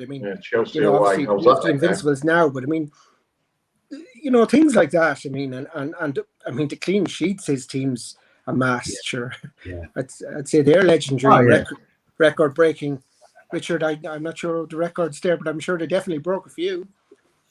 No, definitely. Fantastic success he brought us as well, especially as he came along at a time when we'd been in the doldrums for a while, and he kind of revitalised the whole club, didn't he? Changed it all and got us winning trophies again, which was fantastic. Certainly from my point of view, because I've never seen us winning before. Sorry, I've got a story about the imaginary rope that linked all the defenders. But they just worked on it, didn't they? They worked on it every day, training every day, hours and hours and hours. Like it didn't come naturally; it was drilled, it was trained. And you could imagine the Scottish dourness of that. If you don't do it right, boys, That's probably apologies. That's probably why he bought new players, because I'm sure if you went to Anderson, you got to do this, and Sanson, you got to do that. Go, hold on, boss, we know what we're doing. Exactly. So that's why he probably bought the new young, hungry ones. A manager has to mould his team in their likeness. It's like Ferguson. It's easier to do that with youngsters than internationals. Oh, 100%. Well, you can't teach an old dog new tricks, and you can't tell an international footballer he's not playing football the right way. Sorry, I've international caps. Exactly. I know what I'm at. Whereas a young lad coming up will go, yes, boss, yes, coach, and it'll be drilled into them. Yeah, no, exactly. And I think that's why George Graham picked the players he did, because he knew he could mould them into what he needed. And obviously it worked fantastically for a very long time, didn't it? Because I they were there. still feel sorry for him. The reason he got sacked was a John Jensen transfer. Like, I mean, the prolific goal scorer that was John Jensen. But then again, other managers took similar financial inducements and other managers get had away with dogs, it. didn't they? That's the thing. Yeah. Other managers had dogs. all right. Did you get that? I like dogs. I like caravans even more. Oh, the famous dog. Caravan from Imar. Caravan So- blue. Okay, never pay for free. And here's one that Melvin might remember, or maybe it might be a little bit just before your time, Melvin. Do you remember him? Yeah, David Hurd. Yeah, David Hurd. Centre Yeah. forward. Did Yeah, you there see him must- play for Arsenal? No, I never saw him play. That was the team that when my father and uncle used to go to the Arsenal, I was about 4 or 5 at the time. They used to come back and I used to say, how did we go? I didn't realise we played other teams at that time. I just thought Arsenal played, one lost or draw. And David Hurd was in that team and he was an absolute terrific player. Why we sold him, I don't know. My dad couldn't believe it. He had the most, evidently, my uncle used to say, he had the most amazing shot on him. Very, very hard shot. He was, I don't know if he was a Scottish international, he might have been. I think he was the Yeah, I Scottish think he team. was. Yeah, but no, it's just I for mean- my time. I knew about him, though I never watched him live. It's kind of like Podolski or Xhaka with their kind of boot behind the ball. Would it be similar to that, Melvin? Well, Podolski. Podolski had a Podolski was really boot, one. didn't he? Yeah, Yeah. but Xhaka's had a few absolute stormers as well. Yeah. That Yeah, was, no, I that mean, was kind of thinking. He had such a good shot, Podolski. We played him wide on the wing. But there we go. Yeah. That's another story, another day. Yeah. Well, I mean, David Hurd for Arsenal played 180 games, right? He's got 107 goals, so that was pretty. Wow, that's that's fantastic. a return. But listen Yeah, to not this: he bad. went to Man United. He went to Man United, played 265 games, got 145 goals. So Whoa, he kept his goal scoring prowess Very when he good, played for them as well. that's So a very impressive. Very yeah, impressive return. what a career he had, across those two clubs. And I think he played for Watford as well, maybe later on as well. So, but yeah, I mean, what a fantastic goal scoring record he had as well. So brilliant player. What year And he was that? played, and he played for both clubs for 7 years. I think that's. Yeah, he did. Yeah, that's right. Because he played his first game for Arsenal was 1954, and he stayed at Arsenal until 1961, and then he left Right, and, yeah, that makes sense. went from 61 to 67. He was at Man United. So yeah, a great career. You think 14 years of playing at that level is incredible. There's not Yes. many players that can do that now, even with the sport, sports science and all the training and that sort of thing. For 14 years to be at a good level, that's a quality Also, player. Joel was Joel. the centre forward. He must have got kicked to bits years ago. Mm. Yeah. Play that long, right? Yeah. Different. The only thing I'll say in defense of modern footballers versus footballers back in the day was their fitness and their peak strength and agility is to the nth degree now that their muscle sinew is so taut that the slightest little thing will break it. Yeah. Whereas you look at footballers back in the day, some of them had a belly on them. Now they could score, but sometimes to be out of breath and whatever. So it's a different kind of comparison, It's like a finely tuned violin, and it's so tightly strung that the slightest thing will snap it. Whereas if there's a bit loose, it won't give a delicate sound, but it'll be sweet and it'll play for longer. Yes. So that's why they had baggy shorts in those days. They couldn't get into normal ones. That's probably true, actually. Yeah, get their bellies in. That's how get their bellies in. Oh, Jimmy Five. But I mean, Breathe even in, in boys. Ireland, and we awfully where I'm from, we had an infamous hurling team in the 90s, and to see them, there's a reason why players wore baggy jerseys in the 90s because there was bellies underneath those jerseys. Yeah. Like now they spray on the Puma jersey, and it's like rippled torsos, a go-go. Yeah, no, it is. Yeah, as we saw with Danny Welbeck a little bit earlier. Who shall we go with now? Let's have a look for somebody who. I've got 14, Rich. I've got a lot more choices here. I'm trying to save some for later. What about this? What about this dude here? He didn't play much for Arsenal. Oh, yeah. He only played one. He only come on a sub once, didn't he? Yeah, well, he played one. He came as a sub in one league game and in the Charity Shield. Shield. Yeah. Do you know what? Yeah. I'm gutted because he's one player. There's not a lot of players. Well, there is a lot of players I look at, and I think I wish Arsenal had him. But he's one player that you look at and you just think he was quality. Andy Cole knew where the net was, didn't he? But he was like a continuation of Ian Wright, with just that poacher instinct, and But that was the thing, wasn't it? You see, because I mean, when he was at his peak, Andy Cole playing for Newcastle and then Man United was the same time that Ian Wright was playing for us. So we didn't really do any worse. Well, Righty was become at that stage. Yeah, Kevin Campbell was terrific as well at the time. I just mean it in the sense of you look at the partnership that Andy Cole and Dwight York had as well. And they were it was just quality. It was the timing, wasn't it? If Wrighty had kind of, but Wrighty had Campbell and Wrighty had Smith. Yeah, we had good partnerships too. Oh, we did. We did. So I think he was probably just surplus to requirements, and that was just. If we didn't have Wrighty, you think Cole would have been a perfect, but would I swap replacement, wouldn't he? No, I wouldn't swap them either. No, we made the right decision. Didn't we? We made the right decision. You can't have everyone. I'm just saying. Ian Wright's coming for you. If Wrighty wasn't about, because I absolutely love Wrighty wholeheartedly, 100%, and he's a gooner through and through. But if Wrighty wasn't around, if he did not exist, Andy Cole would have been a good one. We've already done Sylvester, Mark. We already did him before. We was the first one. Get him out of the way. Very brief. Yeah, so brief. We did one of those, and it was Sylvester next. We did skip over the big ones. That was pretty much what we did. As a player who actually, again, he didn't actually play a first-team game for Manchester United, although he was at the club, and he played a few times for us, of course. Oh, yeah. Quality. David player, yeah. Brilliant player. Yeah. I don't think we saw the best out of him. He was a fantastic player for Villa. And he was Sampdoria. He was good for us at Sampdoria. He was good for us, but he was a big fish in a little pond, to be rude to Aston Villa at the time.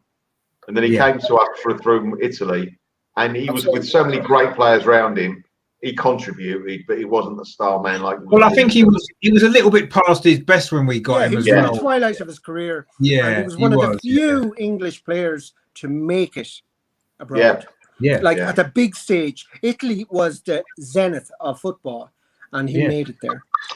I mean, he was there for about 5 or 6 years, wasn't he? As well, he went through three or four different clubs and was successful. Yeah, and he was a great player. I don't think we didn't see the best of him. No, he was in the twilight of his career. He was winding down. Yeah, he was. He gave Arsenal a dig out when we needed it. So yeah, he did. He got that famous goal, didn't he? The 3-2. Yeah, he got that famous goal as well. He contributed quite a lot to that success when we won the double that season as well. So definitely deserves the sort of credit for that as well. What about this guy here? He's another one who he only played a couple of times for Man United. I don't know. I think Melvin will remember him. Is that Tommy Baldwin? Yeah, Tommy Baldwin. Yeah. Did he play for Man United? He played twice on loan. I didn't know that. In 1974, the year they got relegated, he played for Man United twice. I didn't realise that. I know he really late in his career. He was a swap man with George Graham. When we got George Graham, Richard does pull crafties on here.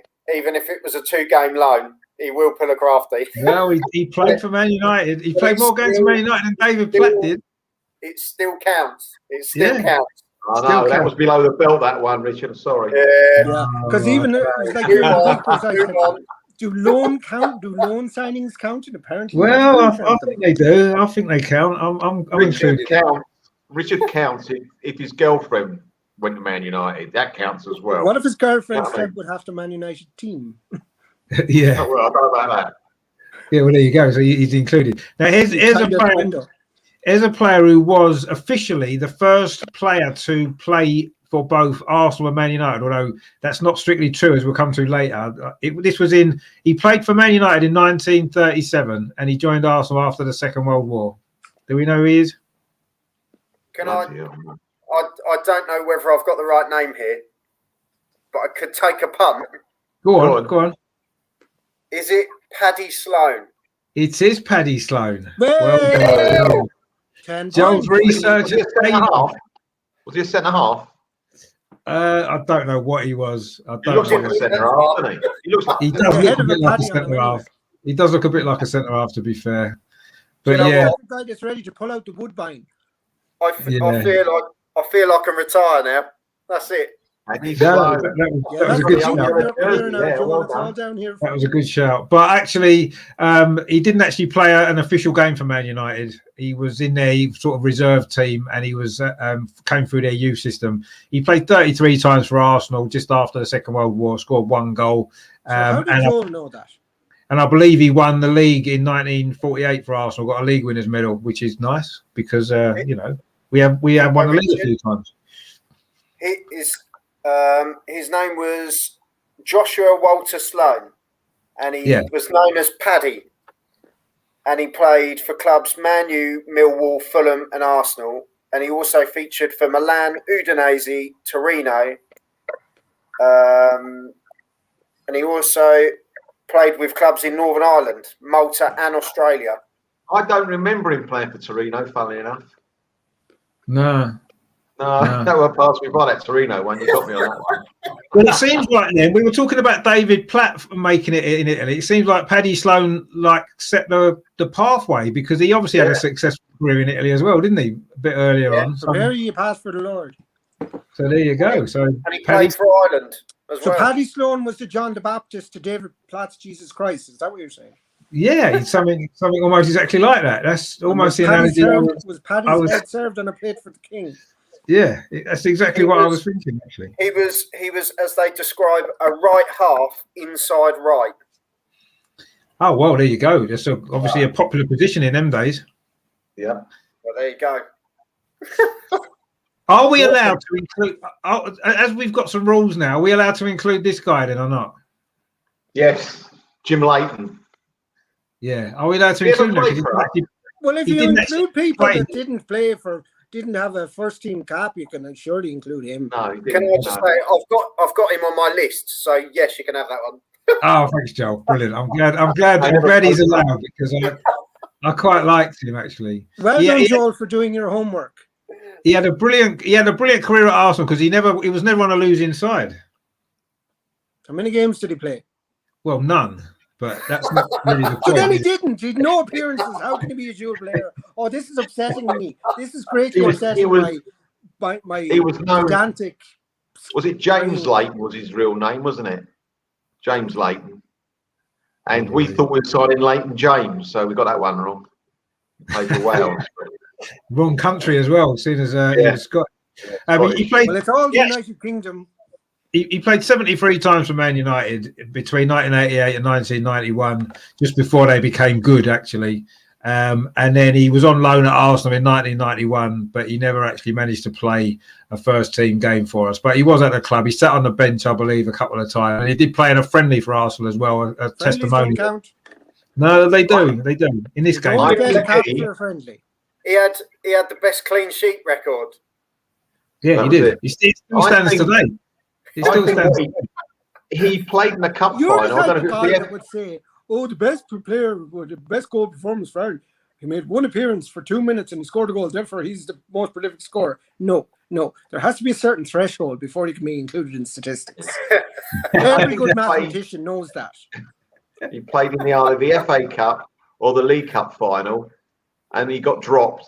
And in the replay, they put someone else in goal. That was the FA Cup final, the one where Ian Wright scored them 2 goals. He played in that one, and then he didn't play in the replay. Les Seeley played in the replay, That's it, yeah. He did get dropped for that, and then I think he came to Arsenal after that. So obviously, Arsenal must have seen how great he was in that FA Cup final. Yeah, they said that was it. They didn't realise they thought they were going to get Les Seeley. Joel have it on his list. So we got him on loan for a bit, which was nice. Right, okay. There's a couple I've been putting off doing because they annoy me. I'm sure you are. I'm waiting for my boys. I'm waiting to tick. This one annoys me probably the most. Oh. And do you know what? You know what is more controversial about that picture than the guy in the shirt is the actual shirt, because that shirt got returned more times than any other shirt because of the printing on the front. The Fly Emirates used to come off really easy, and it was returned more than any other shirt, I think. Well, anyway, despite that, we couldn't return what was in the shirt. I was just going to say but that. Then again, I think Man United didn't exactly tickle the ivories with their signing either. No, Richard really liked him. Who? Mkhitaryan. Yeah. Well, my favourite thing was playing the Europa League final in Azerbaijan and wearing the Mkhitaryan jerseys to get one up the. Honestly, I thought it was dreadful, and I think the worst thing was we swapped Mkhitaryan for Sanchez, and it didn't work out for Sanchez. And as we found out, last year, that he actually went to the training camp. Well, went to training at Man United, and then turned around to his agent that day and said, "Is it too late to swap back?" Yeah. And he turned around and said no, and he was like, "Oh." So it was almost like. Wasn't Mourinho Man United's manager at that time as well? Yeah. You mean he said yes? He said Yeah. yes, it was too late. It's too late. It was too late, actually. Yeah. I mean, I kind of wanted to, obviously, because that was a bit of a swap deal, I guess it's the right time to put him up. I've got to be honest with you. I've got to say he is probably in my top 5 Arsenal players of all time. I think he was amazing. Really? Yeah. He Am I was the only good. He person was good. that was so annoyed by him? The guy ran down more bloody dark ends than the police academy cops. But he was the one player. He was one player that you knew if he was on the pitch, regardless of how you were doing, he could. He had a chance. He could get you a goal. He could win you a game on his own. And he ran into so many dead ends and black holes and lose the ball, But It's true, but look at the I'm Bournemouth sorry. game. I mean, I know he pulled us back in that Bournemouth game by himself. He was class. That was the thing. Although he did it's only because he was class. Gave it 100%, and he really wore the shirt and all that. But for all his passion, he lost the ball an awful lot, which put an awful lot of strain on the defenders behind him. Maybe he did. No, I'm not necessarily disagreeing with that. There's no maybe, it's a fact. No, he did give the ball away a lot, and that's probably right that he did put pressure on a team. But he was the sort of player that what he could produce on was just unbelievable. And for me, he's one of the best players I've ever seen play for Arsenal, technically and everything. I just thought he was amazing, honestly, an amazing player. And I was gutted when he left. He's because not even in my top 10, and I'm definitely a smaller era than you. Well, I don't know. Then I mean, I don't know who if you can find 10 players that are more. You know what? More. It's another one of those moments. Move on. Bergkamp, Yeah, move on. Henry, Wright, Adams, Ljungberg. Jesus, even Martin Keown I'd put ahead of him, and I don't like Martin Keown. Melvin, we should put in the middle of your name. Take the only way is Arsenal out and put move on. Melvin, move on, Marks. Move on. Well, here's one actually. Before I get on to the 2 that I want to punch in the face, we're going to start with the player who actually, in the end, is actually the first ever player to play for both clubs, although they both were called different names at the time he played for them both. Does anybody know who this is? Well, Melvin went to school with him. Well, obviously, Melvin knows Is that Lord Thomas Snidehood? You're not far off, Melvin. You're not far off. No way. Who is it? His name, actually, he's got a great name, to be fair. His name's Caesar Llewellyn Jenkins. I know that'd be a funny name, yeah. And he played for Arsenal. And his grandson was into interior decorating. Well, actually, he's got a great he's got a great part of Arsenal's history because he's actually Arsenal's first ever full international footballer. Oh, really? He was. Oh, okay, Yeah. cool. He played for Wales when he played for Arsenal, which was in see, you give with one hand and then you take it away. Full international for Wales. Well, he's still full international, so he deserves credit for that. So he played 27 times for Woolwich Arsenal. It was Woolwich Arsenal in 1895. Scored 6 goals. He then went to Manchester United, who were then called Newton Heath, before they became Manchester United in 1896. He played 35 times for them and scored 5 goals in the green and gold. So he, which was that probably kit there that he's wearing. Do you know what? Do you know what though? It was back then when you used to look at the squad photos and every player looked the same because they all had the tash, and they were. But how smart did they look in those photos? They looked so class, didn't they? Yeah, that's right. Yeah, I mean, look at that. That's unbelievable, isn't it? I mean, what an absolute legend. Cat. Look at that cat. He basically started Movember, didn't he? Look at him. That's incredible. Yeah, but you see, you look at his cap, right? You look at his cap there, and now that's how footballers have their actual hair now. I actually thought it was his hair. So he's actually started the trend of Cesar Llewellyn-Jenkins started off the stupid hair that footballers now have today by wearing his hat like that. So. He's almost like a prehistoric Wilfred Zaha with that sort of hair. He is. That's exactly what he is. Prehistoric Graham Souness with the tash. Yeah. Well, actually, Graham Souness is prehistoric as well. So, what more could you want? Honestly, what more could you want from a footballer? He's a proper I don't know, maybe footballer. get his eyebrows plucked or something. Well, yeah, you could have perhaps done, but it wasn't the thing back then, was it? It wasn't the thing back then. So I bet George was stars on his forehead and on his lip. No, I love photos like that. The quality. Yeah, no, I do. Yeah, and he was a great player as well because Melvin remembers him, and he told me he was. I got his autograph once. It was lovely. Can I do my Pat Butcher impression for the next person? Depends who it is because there's two left, and I'm deciding which one to go with first. Actually, because they're both equally hated amongst Arsenal fans. I'll tell you what. I'm going to start with this one. Yeah, Frank Stapleton. Frank! Ireland legend. I don't want to dislike Frank Stapleton because he came through our academy. He was great player for Arsenal. He scored 108 goals in 300 games. He had a decent goal scoring record, and he was a good player for Arsenal. But then he had to go and ruin it all, didn't he? By doing what he did, where he left for Man United in 1981, which was my first season watching Arsenal. And every single home game for the first 2 or 3 seasons I was there, the hate that came out of the Arsenal crowd for him was I've never experienced anything like that before. And I maybe didn't totally understand it at the time because I was quite young, but obviously I understand it now. And I suppose Arsenal fans are just frustrated that he left at a time when we needed him after Brady had left and all that kind of stuff. And I understand that the frustration. I never saw him play for Arsenal. I saw him play more for Man United at Highbury, actually. He had 2 or 3 seasons in a row when he scored a couple of times as well. And he did look like he was a decent player, actually. But he was more than a decent player. He was more. He played up front with Malcolm McDonald. He played behind. In front of Alan Ball, Liam Brady, and that team. And he was a fantastic footballer. But you know what happened? You know, Richard, that the fee was set by a tribunal. Did you know that? Yeah, it was really low, wasn't it? Very low. And you know what happened? Funnily enough, the Football League was based up north, wasn't it? So we were obviously going to get a fair price. And when they bought him, I think Atkinson was the manager at the time, or Atkinson. Yeah. And he said something like, and I'm not saying exactly, I'm paraphrasing, "We've stolen him." That's how much they paid for him. We haven't bought Frank Stapleton, we've stolen him.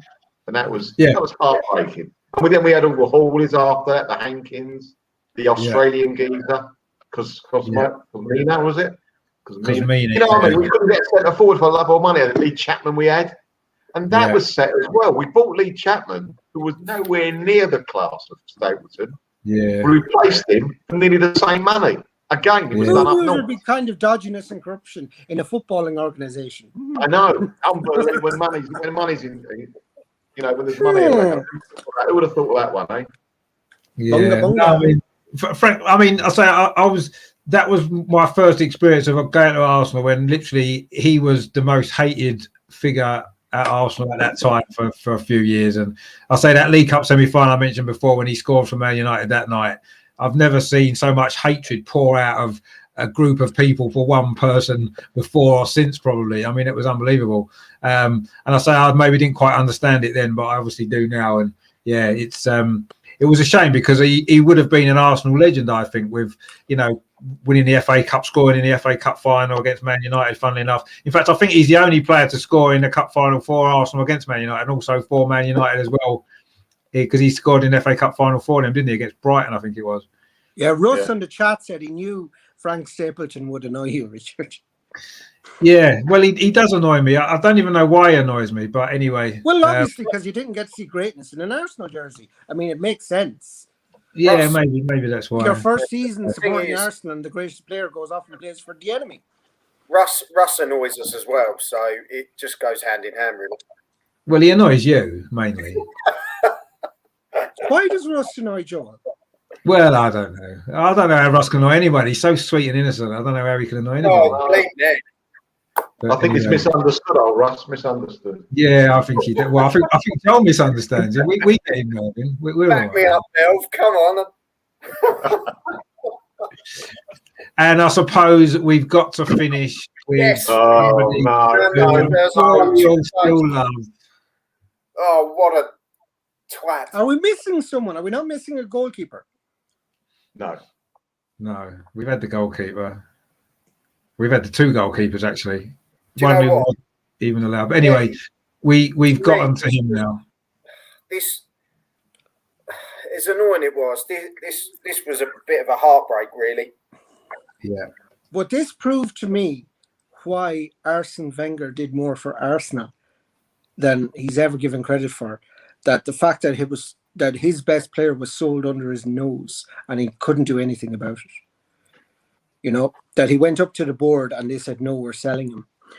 So for Judas to put in a transfer request and then for the board to sell him to Manchester United against the Right. manager's wishes. It's criminal. Like, Yeah. it's a disgrace. It's an absolute disgrace is what it is, you know. And that's why I often say, and that's why I think I'll always defend Wenger with my last breath, is with what he did, in spite of what he was dealing with, the board and their just desire for profit above all else. And Wenger was performing miracles. But then, like, fine, he wants to go. Just don't sell him to Manchester United. But they're Yeah. giving us the most money. Well, The biggest He killer. was. The biggest killer was when he got sent off for kicking the Oh, ball into the plate. Barcelona. Yeah. I think that's bent as well. For me, that was bent, Joel. I reckon that was bent, mate. Of course Sorry. it was. Do you know Of course it what? was. oh, come on. Barcelona get more decisions in you Europe know what? than 100%, and it absolutely kills me because I think up to that point, that game was ours. Of course it was. Yeah, well, we were winning, weren't we? We were winning 3-2 on aggregate at the time.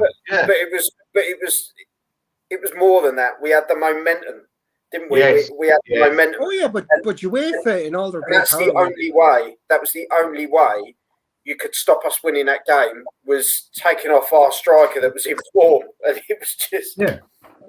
Any If you're not- question? But Joel, was that If the we were- first time you ever came up against the machine and realised that but you as you're the not underdog won't ever get a fair It's almost- shake in life? but it's almost like if you're not going to injure him, All right, mate. you're going to send him off. Do you know what I mean? It was the lesser two evils. So I was gutted, absolutely gutted when he went. But I don't forgive him. Well, Ross, he asked for investment. Sorry, Ross. He asked for a transfer. You know, he may have asked for investment. That might have come out in the wash afterwards, but the guy asked for a transfer. I mean, no, I don't. I watched him when he first came in the team. I thought it was outstanding, and he got better as time went on. I thought it was a fabulous player. But in Right, his but- defence, But in his defence, right? I thought that if he'd gone to the club and he'd never won the title, had he? Would Daddy won the title with us? I don't think so. no, he had. He came just after, yeah. It just came up, yeah. And I think that perhaps he wanted to win it, and perhaps the board said we're not going to give you any investment to the club. I can understand him wanting to go, but on the other side of the coin, you've got to remember when he first joined us after the first couple of years, he was injured for so long. Exactly. So long. He And must have been Wenger- out nearly for one season, wasn't he, Richard? Was it nearly a season he was out But for? it was the Well, it thing. was a big chunk of one season, a big chunk of the next season as well. So, And yeah, yet it we was. stood by him. We gave him everything he wanted, and he turned his back on us. And I just think it's a bit sad. It is very And sad what happened to It's him. gutting, isn't it? It's gutting because you think Yeah. you look at Bergkamp and Bergkamp valued him. Even he was saying this lad's got so much potential, and he came in and when he he was another one of those players. When he was on the pitch, you knew you had a chance. He was another one like not. But he was injury prone. But it killed us in the end. It just came back and bit us on the arse because I get completely what you're saying, Ender. But I completely get it. But in the other hand, you think if they've turned around to him and said, "We're going to build the team around you," and they haven't done it, like they've done with several other players down the line, that's a massive turn off for a player. Well, I don't ever think there was an Arsenal team built around a player. Yeah. I mean, you can't say there was a team built around Wright. There was a team built around. But I'm trying to think of a player a team was built around. They weren't. We had a foundation, and then we had freedom for players to do it. But ultimately, it was the manager. It was George Graham or it was Arsene Wenger's vision of a team that worked. And I just think Robin van Persie, fine, he wanted to win his trophy. He got his trophy, but you can't have both. You can have your trophy or you can have Arsenal, but you can't have both. And he chose his 30 pieces of silver, so good luck to him. I know he's used to getting what he wants and not hearing the word no the way he likes it, but good luck. Do you think it would have been far better had he gone abroad? Yes, absolutely. He could go win it with Real Madrid for all I care. But he wanted to win the Premier League, didn't he? He wanted to win the Premier League. It's not even that big a prestigious competition in Europe at the time. It wasn't.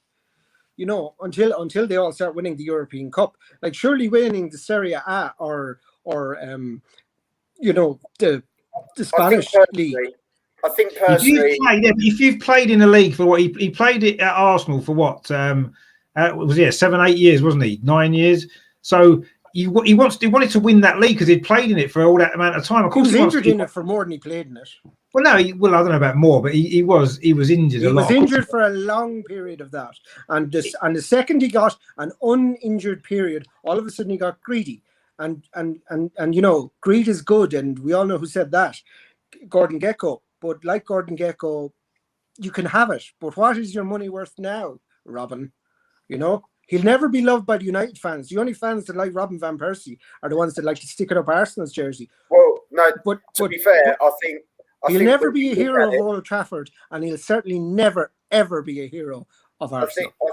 I think he's like Van Persie and Sanchez to a degree with fans. It's almost like they burnt themselves on both bridges. You know, they burnt themselves on the side. You know, burnt the bridge between both sides. Do you know what I mean? So, but you can't trust the snake.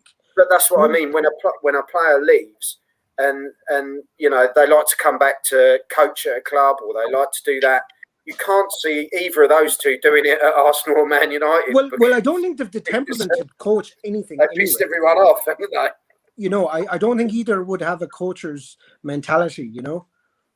I mean, what would you guys think then? Right, let's say, for example, that Robin van Persie goes away, becomes a great manager, say at Ajax or somewhere like that, wins the Champions League, and then. He's, you know, we need a manager. He's an ex-player of Arsenal. What would you feel? He's become a great manager and won the Champions League with Ajax. Okay, in this fantasy land, am I going out with you know, Freddie Ljungberg? Freddie Ljungberg, yeah. Me and Freddie Ljungberg are in the executive box at the final between Ajax Amsterdam and Manchester United. Actually, that would be perfect if he was manager of Ajax when they beat Man United in the final of the Champions League. Dennis Bergkamp's son scores the winner. I know what you're saying, Rich. I completely understand what you're saying, Rich. And to be fair, if he turns into a trophy-winning manager, I don't think there's any club that would turn around and say no, because at the end of the day, you want silverware, regardless of whether you know. It's like Mourinho, isn't it? He divides. There's a lot of Arsenal fans that still have Mourinho. And I don't understand it. Yeah, but what about, you're talking about that, Joel. What about George Graham going to Spurs? In Arsenal, George Graham was chucked out of Arsenal. Spurs had him as the manager. No, George Graham was chucked out of Arsenal, not defended the way United defended Ferguson and made sure Ferguson's ass was covered. I understand George Graham's predicament. George Graham was sacked by Arsenal, disgraced by Arsenal, dumped out in the cold. Why not? But George Graham never played for Tottenham, did he? He wasn't a Tottenham player, whereas obviously Robin van Persie was an Arsenal player for a lot of years. He played 278 games for Arsenal.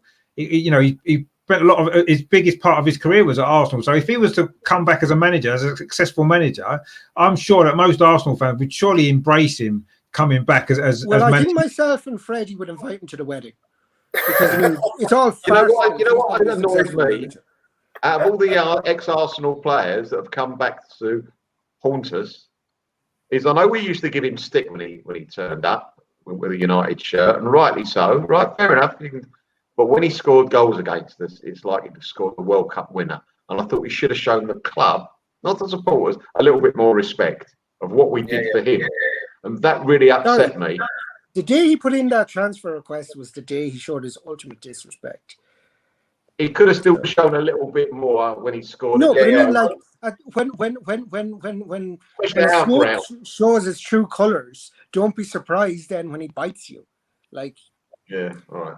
What do you expect from an ass but a kick? It's almost like Tottenham taking Sol Campbell as a manager, isn't it? You know well, actually, I think Sol Campbell might be a good manager, but I think he'd do well at Tottenham because he's done great at Southend and Macclesfield, hasn't he? So let him go and be manager. Do you remember when he had that interview though, and he went like that, and he went, "No, I'm staying here." Yeah. You're like, "No, you're not." Have you done? Yes, we did Viv Anderson. Yeah, we did Viv Anderson. We did. Everyone's done. We were singing. We've done all the players now.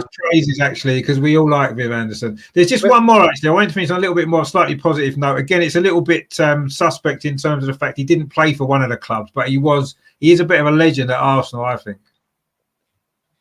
Stuart Houston. Yeah. He didn't play for us, did he? He was our coach.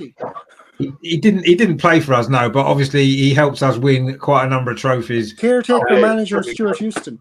As assistant manager. So I just thought it was good to include him in the list because he did play 205 times for Man United, scored 13 goals, and then he was assistant manager at Arsenal for 10 years as well, helped us win about six or seven trophies. So I think he deserves to get mentioned as well on a more of a positive kind of. Well, at least I got that taste out of my mouth. I knew it was going to get a little bit heated. As you've taken us down that dark road, and now you've just given us a little beacon at the end of it. Exactly. Yeah, we can relax. That was the plan. Take you down a dark road, but then show you the sun. Just from Mark earlier, who was on about Viv Anderson, we did have him on earlier, and we do like Viv Anderson. So, yeah. He got lots of love. So who would we say now of all of them players that play for both clubs? Who would be our favourite? Who would be our number one that we like the most? You know who I'm going to say. Well, other than Van Persie. Actually, sorry, can I ask you a question, Richard? Yeah, go on. Do you see Frank Stapleton as a bigger Judas than Robin Van Persie? What's a tough one? Oh, that is a tough one. I like that. Ender, I can answer that on behalf of Richard while it's going around in his head. Well, he can't answer it, so it's answered. No, he wants to punch both of them. No, but come on, you've one free punch. I think the answer, but because it was your lifetime, I think, and that it's going to be Frank probably. I probably feel more hatred towards Frank Stapleton because when I first started going to Arsenal, that was the what I mean. Yeah, and I think that's more deeply rooted in me. Robin Van Persie, I loved Robin Van Persie as a player for Arsenal. I thought he was a brilliant player. I was obviously, as I was upset and annoyed as everybody else was with what happened. But he went on to win the league at Man United. And at the end of the day, I don't really now, I've kind of got over that really with Robin Van Persie. You know, it wasn't, I think the club were as much to blame as he was for that whole situation. He went on and won the league with them. Oh, yeah, the club management, the club hierarchy were absolutely disgusting. Their behaviour in that was awful. The way they treated, I think the most ill-treated person out of all that was Mr. Arsene Wenger. You know, he said, fine, sell him, just don't sell him to an English club. And they said, well, Man United giving us money. Yeah. Well, the only thing is, we got a lot of money for him because didn't his contract was going to run out in a couple of months? So, and what happened? What happened that money? Oh, it got blown away. This is one thing that annoys me about modern fans is they almost seem like they're financial, prowess or, we need to get money for players that we don't offload. It's like, no, you don't. Because at the end of the day, there's no guarantee that return is going to go back into the squad. You know, No. so why are people going, oh, well, we should get more. We shouldn't just let players leave on a free. Don't worry about it. It's accounting. It's a sunk cost. Move on. You know. Yeah. In the words of that lesbian ice woman, let it go. I mean, Neil's made a good point here actually about the win that we had in '91 when Limpar scored that goal. That, you know, did it cross the line or did it not? We all know that it did. And Oh, 100% cross the line. And when they did, I mean, I was in their way, and that day that was one of the maddest celebrations I can ever remember for a goal going in. It was absolutely brilliant. And he said he showed his youngest daughter last night, and she made him play it 20 times just to see the fans going mad. I mean, that was just brilliant. And then, well, made you watch 89. Well, you can't really go wrong with that. Watch that a few times as well. What a great night that would be. You know what a great night it is. Watching Limpar's goal 20 times and then watching 89. I mean, what a night that is. Fantastic. I mean, watching the Liverpool game when the last minute when Thomas scored, I'm still not sure he's going to score when I watch it again. I know, yeah. You think he's going to get tackled? Yeah, I know. It's one of them moments like all the hairs on the back of your neck just stand up every time. When Dixon gets the ball, Dixon gets the ball and plays it forward, it's like, no, he's not going to score. We can't score from here. Speaking of Dixon, I know it's his birthday, but one of the most things that's ingrained in my mind is Lee Dixon's own goal, the header. Against, like, that was probably an excellent header, except it was in the wrong end. No, he kicked it in, didn't he? He lobbed the keeper, Dixon. So about Coventry.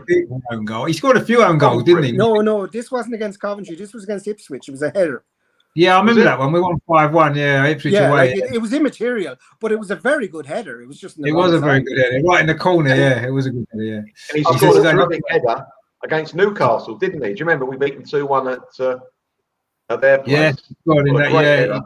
Brilliant. He scored in the FA Cup against Leeds as well. Do you remember that replay that went about 5 replays? He scored one of the goals in as well because he missed a penalty in one of the earlier replays as well. That was one of those stories I told you about when I was drinking soup, listening to the game. Right, yeah, that's right. That was a good story as well. He said that, like Neil said there, he thought I cried when Mickey scored. We all cried when Mickey scored, and we all cry every time we see Mickey score. So, unfortunately, lads, I've got to shoot. Yeah. No problem. No worries. My all I will say is, so I'm going to have to shoot off as well. All I will say is, leaving it on the note of a prediction. Oh, go on, Yeah, that's what we want. That's what we want. What would you say is your prediction for tomorrow, then, Joel? Go on, be optimistic for us. Well, I'm going to say it before Melvin does because he always copies mine.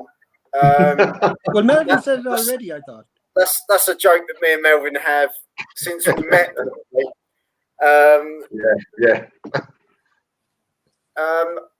I've had it stuck in my head all week, and that was before the loss to Sheffield United. And I think we'll do it 3-1. Ah, you stole my score. Yeah, I think. But I said it earlier in the recording, so it's fine. Well, I mean, 3-1 would be fantastic, wouldn't it? I mean, that would be a dream. That's almost like Ender getting married to Freddie Ljungberg. I think Laka. I think Laka knows how to play in big games, and yes.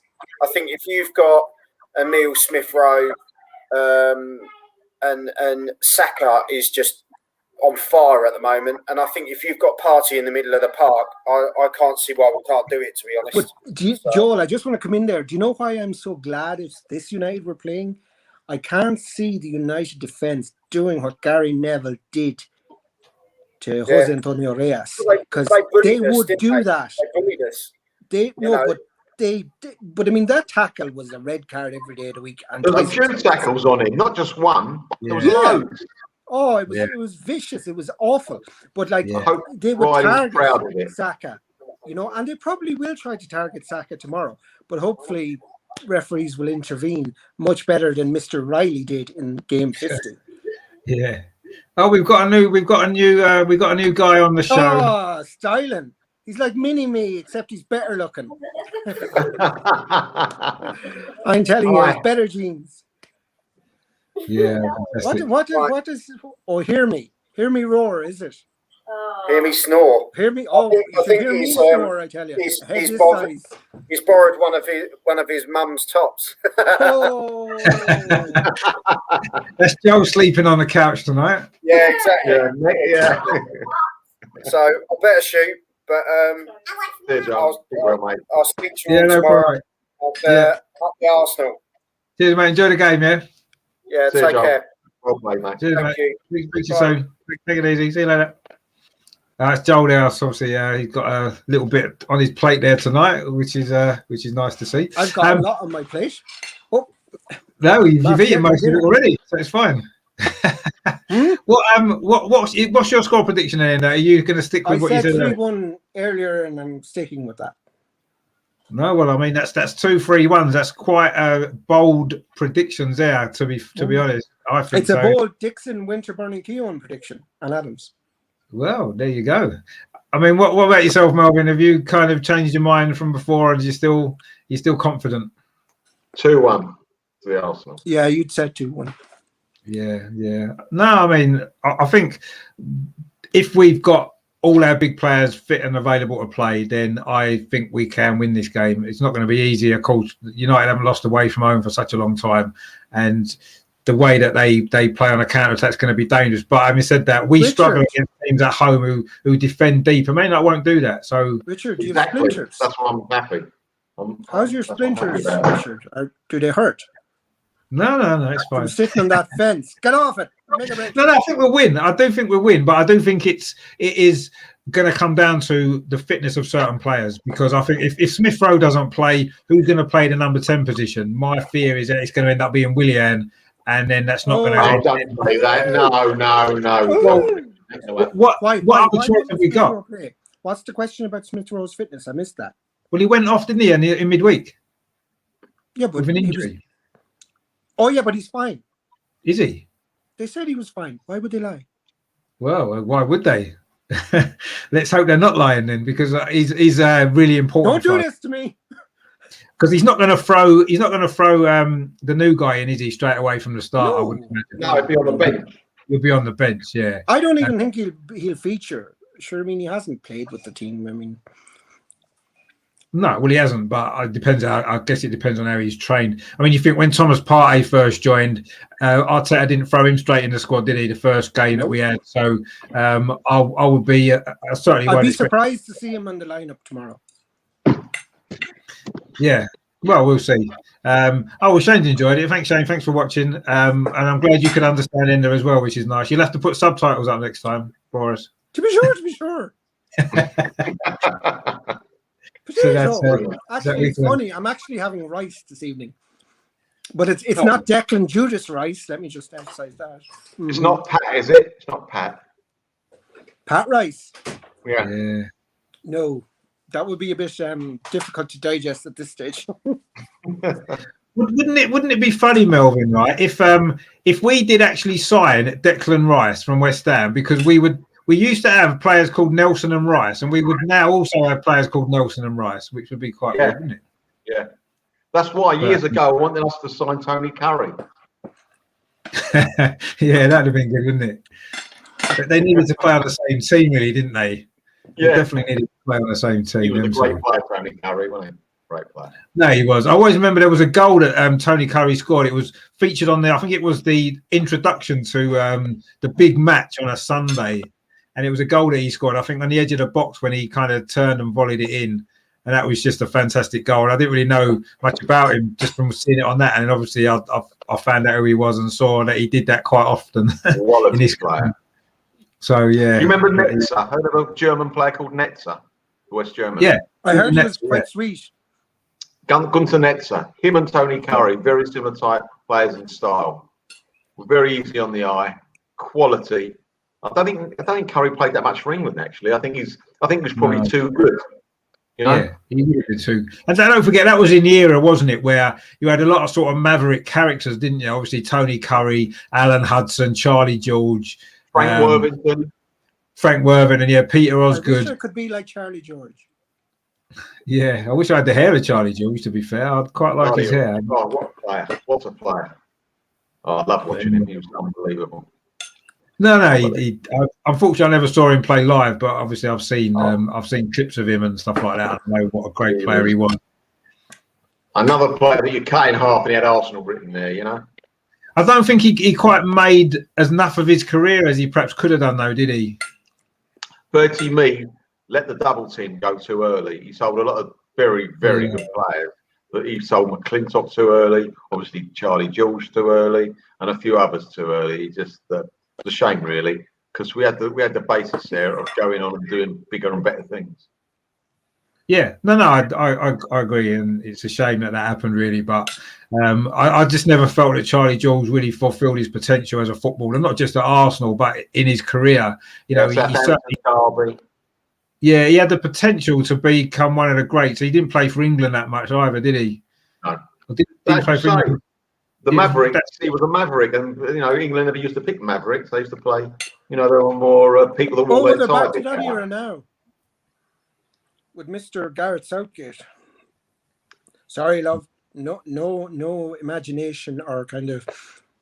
I saw him in the stands a year or so ago, Southgate, and I swear to you, I think he smiled. No, he was so miserable the whole time. It drives me mad. Yeah, but no, I definitely think if England managed to get themselves a much better coach, we'd have a chance of doing something with the players that we've got. Some of the young players. I have to say, in Southgate's defence, he got the best return out of what he had in the World Cup. I disagree. Who did we play? Who did we beat? That was the point. And he knew if we lose to Croatia, we're on easy street, and we're going to keep going the whole way until we play Croatia. And they beat us, so we gave them, and they gave us a goal start. Yeah, and then you couldn't even win the third place trophy. But anyway.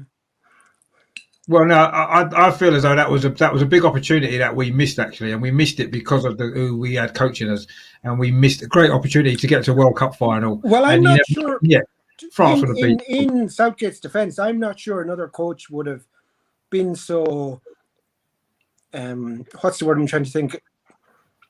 Ballsy enough to just say, "Fuck it, we lose to Croatia and go down that road." I think others would have tried to beat Croatia, and then maybe had injuries and things go against them. Whereas he said, "Let's throw the Croatia match and we'll see them in semi." I don't know. I'm not really sure, but I just feel as though that was a great opportunity missed to get to a World Cup final, and it's the one thing that I great opportunity missed to get the World Cup final was a certain Mr. H. Kane wouldn't bloody put the ball. Well, yeah, we know that. Although having seen Sterling quite a few times, he might well have missed that anyway. But at least the opportunity would have been his to miss. Yeah, no, exactly. No, he should have done that. We all know he should have squared it to him. Like he swore on his daughter's life that he passed the ball. Apparently, he's Harry Kane, isn't he? But there you go. But apparently he got injured last night doing his little trick of trying to injure other players. I was so delighted. Yeah, my second Friday was through the roof. Never more delighted to see a player injured, because what he does is so dangerous. I mean, in rugby, he is sent off for his behaviour. Yeah. In soccer, he gets a bloody penalty. Yeah. He's endangering the defenders. Let's not talk about other Spurs players at the moment. No, exactly. Well, we got a chance to close the gap on them tomorrow, haven't we? And in fact, would we not be level on points if we win tomorrow? We're 3 behind. We would be. We'd have a -7 goal difference, though. We're 7. No, I'm not worried about goal difference. We can soon make that up sooner or later. We're getting their goal difference. We was minus goal difference not that long ago, so we've turned it round quite a lot, haven't we? So we need to be. I think tomorrow's important for us to keep the momentum that we've built up. We're unbeaten in 6 league games. We've won 5, and we need to keep this momentum going. I mean, Man United have just come off the back of a great run, and they just lost in the week. So actually, we need to push this through. You guys would know that if Arteta won tomorrow, would he be in the shout for manager of the month for January? Possibly, yeah. It could be, yeah. You don't want that though. When manager get manager of the month, they lose. It's the sign. It's the sign of death, isn't it? When you get that, unfortunately. Yeah, but we're not going to maintain that consistency to the end of the season. So it'd be nice for Arteta to get a little recognition. Possibly. I mean, I can't think of too many other. I think Brendan Rodgers might have been with a shout. I think Leicester have done pretty well this month. Well, Pep's just.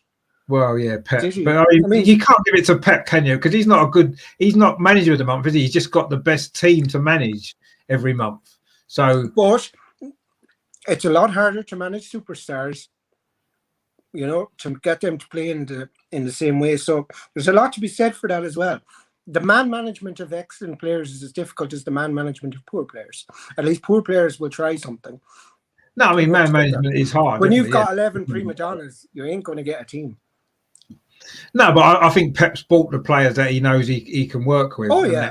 And that's what he's done, and that's why that's successful. Kevin's injured, you know? He is. Yeah. There's the superstar of the Premier League, Kevin De Bruyne. Like, he's just filthy. He's different class. He's really good. Yeah, he is. Yeah, he is. Russ has put his prediction in the chat there. 2-0 to Arsenal, he says. Lacazette first. Clean sheet. I mean, a clean sheet would be amazing, but I just feel with the attacking players that Manchester United have got, I think keeping a clean sheet is going to be pretty difficult, especially as they dive all over the place and fall over. I was going to say, I mean, you know, with their style of play, they're going to score from a spot kick, be it a free kick outside the box or a penalty inside the box. Yeah, exactly. That's exactly what my fear is, that they're going to get several opportunities to do that. In fact, and they've got the quality. I don't think Manchester United will score from open play. No, I wouldn't. I would be surprised. Well, not surprised. I would be more inclined to think they're going to score from a set piece, a free kick or a penalty, without a shadow of a doubt. But I mean, we've beaten them 4 times in the last 5 at the Emirates, and in all of those 4 games that we won, they didn't score. So maybe Russ is onto something. Maybe it will be 2-0. Well, I hope Russ is right. Well, I do as well. I don't really care what the score is as long as we win. That's fine. Man United defense then. Man United can score as many goals as they like as long as we score 1 more. Then that's fine. Yeah. Okay, Kevin Keegan. Well, yeah. I mean, I'll take that all day long. But it is. I think it is a big game, and it isn't going to define the season for us because you know we're playing catch up in the league anyway, aren't we? To get top 4 or even top 6 is going to be a big ask for us now with the points that we've dropped, the games that we've lost. It's going to take we've got 18 games left in the Premier League, and we're probably, to get in a top 4 realistically, I think we're going to have to win maybe. Well, I don't think we'll get top 4. No, I don't think we will. And I don't think we should. I don't think we're in a position to play Champions League football against the top sides. It could do us to more. Were we the last 5 years we were in the Champions League, though? We still was in it, and it was nice. Yeah, but I'm just saying, you know, it might do more harm than good. Like if that young team got a defeat off Bayern Munich, like our previous teams had, maybe another year outside of it wouldn't be the worst thing for a team developing. That's all. Do you not feel a little bit? No, I can understand that point. But for me, I just feel as though maybe with Arteta, actually, what I've noticed is we don't get turned over by anybody. And even if we come up against a Bayern Munich or we come up against a Real Madrid or a PSG, whoever it might be, I'm not saying we can necessarily go through. We might, but I can't see us getting turned over by 4 or 5 goals as we have done in previous regimes before. But we haven't played in the Champions League. No, we haven't played in the Champions League for a while, no. But I still think the way that Arteta sets the team up, the way we're a lot more solid defensively now, I think that those days of expecting to get hammered are hopefully over. I'll certainly feel confident. I think if we were in the Champions League this season and played Bayern Munich, they would beat us by a significant margin. Sorry. Well, I don't know. I'm not. I think they'd beat us. Don't get me wrong. I don't think we'd go through against them. I don't think we're good enough. No, but certainly wouldn't go through against them. I think in a one-off game or in the Champions League, in case it's 2 games, isn't it, against the same team? I can't see us losing by 4 or 5 in either of the games. I think we might lose 2-0 and 2-0 or something like that. And yeah, we lose 4-0 on aggregate. It could be 4-1 in Germany. But again, this is hypotheticals. It can't be proven right or wrong. We're not in the same league as Bayern Munich. No, we'll see what happens. Like you said, next season maybe if we might win the Europa League and we'll be in the Champions League anyway, and then we'll have the opportunity to see how we do compete in that. And it'd be interesting for me to see how these young players. You know, I'd love to see Saka playing in the Champions League and seeing how he gets on, and Smith Rowe and Martinelli. I would, but I think next season is just a little too early. That's all. Well, we'll see. Chris says he's gone for a 2-1 Willian screamer. I'm not sure about that, but anyway. Is that the own goal? Well, it might possibly be. Because the players just scream at him and he leaves the pitch. It'd be nice if that was the case. Gets sent off for giving a 2-footed lunge into his chest. to be fair, actually, I wouldn't be surprised if something like that happens in a game that you're not expecting it. A player who's maybe underperformed, not got a crowd on their side, suddenly pops up with a goal in a big game and wins it. You know, Xhaka. Well, yeah. I mean, Xhaka, to be fair, has turned it around in his performances, whereas Willian hasn't yet, has he? No, You know, he could end up having maybe Willian tomorrow is going to have a Nicholas Bentner moment like he did in the North London derby when he come on and scored with his first touch and won the game. You know, maybe Willian's going to do something like that tomorrow. That'd be great if he did, and all will be forgiven for 10 minutes. I have what he's having. But you never know, do you? And there you go as well. Look, a Croydon De Bruyne masterclass. Let's hope he's fit to play and he can really turn it on. Can we pull back on the Croydon De Bruyne thing as well? Let's take the pressure off the lad's shoulders. Oh, he enjoys it. It's a little bit of fun, isn't it? No, but he might enjoy it outwardly, but you don't know inwardly how much pressure that's putting on him. You know. No, I can understand that, but I think we need to big up our players, especially our young players who are doing well, because you know they're important to us because they've come from our academy, and I think we're behind them 100%, and it's nice that they're doing we're so. Completely behind them. Don't get me wrong. I'm not behind him just because I don't refer to him as the Croydon De Bruyne. I think he's the ability and the potential to be in the category of De Bruyne, but right now that's a lot of pressure on young shoulders. I mean, talking to that, did you guys see that thing with Ian Wright today? The video Arsenal put out when he was talking to the young players. Wasn't that brilliant? Fantastic. Sorry, am I the only one that saw, God, this is such marketing manipulation and saw right through it, or am I just a cynical bee? Maybe you're right, but for me, I just love watching. It was just it was the pure Adidas-ness of it. You know, it was. I just thought it was a little bit too sweet to be wholesome, you know. It was like this should be like on like the God channel or something, because seriously, that's, you know. Well, maybe I really enjoyed the pure saccharine of it. I mean, I'm diabetic, so that's probably it's nearly set me off into a diabetic coma. But I definitely felt a little bit. I'm sorry. It was like when they went with the FA Cup and the goalie and his whole, you know, journey, and all the fans suddenly decided that he was Arsenal's number one, even though Bernd Leno bloody dragged us through the season single-handedly. Like, the disrespect Bernd Leno gets from Arsenal I agree with that. is unfair. I mean, this guy is challenging for the German jersey. Like, shut up. Oh no, he's been brilliant. I think in the last 6 or 7 games he's been brilliant. But no, he's never. I've yet to see a poor Bernd Leno game. It's people around him may make poor decisions, but Bernd doesn't. You know, he's been our best keeper since his compatriot Jens Lehmann. Oh, to be fair, he hasn't had a lot of competition in between. Well, no, but I'd say he'll surpass Jens Lehmann, and obviously not in any kind of iconic kind of sense, because he's not British, obviously, but he'll be a better goalkeeper overall than David Seaman as well. Well, I don't know about that. We'll have to see how he develops. I mean, I've got no problem with Bernd Leno. I think he's decent. I just think Bernd Leno is a model professional, a model goalkeeper, and his wife's a model. Like, she's hot. No, his wife's very nice. Obviously, Chris there saying, what's our opinion on Rob Holding getting a new contract? Me personally, I'm happy that we're keeping him. I think he's definitely a good player to have around the club. Oh yeah, Rob has always proven that. I mean, with Mertesacker beside him and Gabriel, and you know, with a good, you know, he's a very good assistant centre back. You know, and in time he'll become the number one centre back. But like I think he's excellent. I think whereas Chambers, I think, has probably reached the end of the road with Arsenal. I think Holding is definitely one that can even get a few England caps if he plays the way he keeps playing and develops the way he clearly is developing. You know? Yeah, so, no. I'm glad he signed a new contract. I'm glad we're keeping him because I think he's a good player for us. What about yourself, Melvin? Are you happy about Rob Holding's contract? Yeah, I am happy. I am happy because at the end of the day, in a year's time, we can get decent money for him. And in 2 years' time, we get decent money if things don't work out.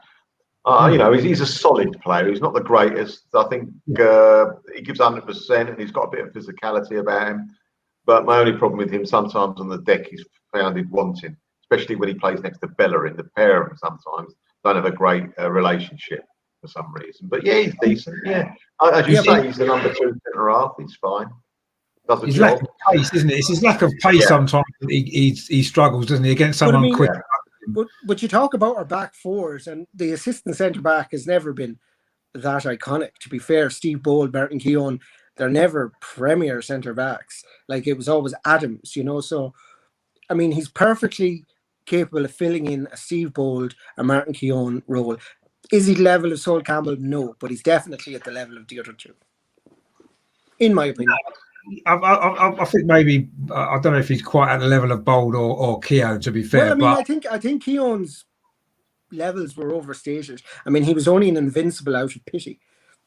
well, no, I mean, he was at the end of his career then, wasn't he? Yeah, but I mean, but like Keown had moments of goodness, but he wasn't consistently good. Whereas Bold and Adams were very consistent. oh no, I agree with that. Yeah, Keown wasn't always consistent. You No, know, I mean, I and think one thing you need in a centre back is consistency.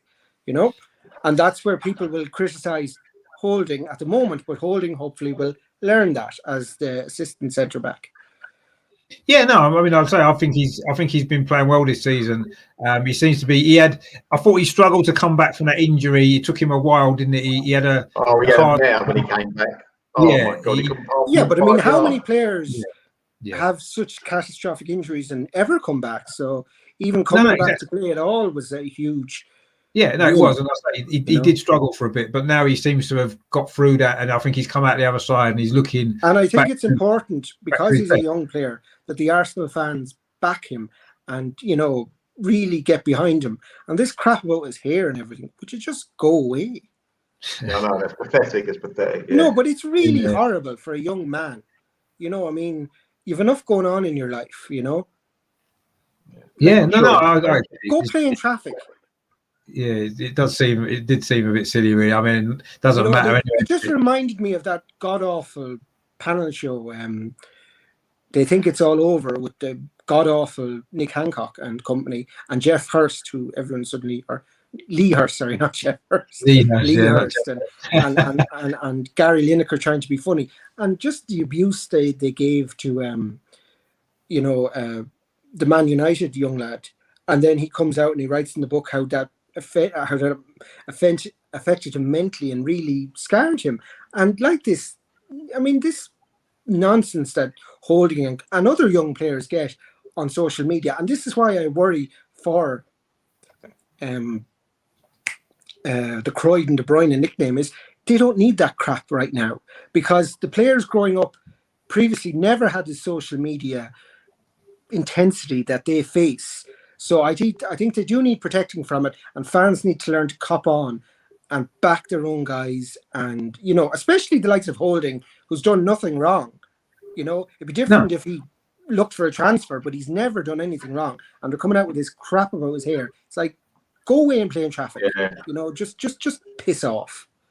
I mean, he might not even be bothered particularly. He might. No, but you don't know. I mean, no, you don't know. He mightn't be bothered, but it could be. It could be very impactful on him. So that's the risk you shouldn't take. Say, well, he might think it's funny. Well, it mightn't. It might really.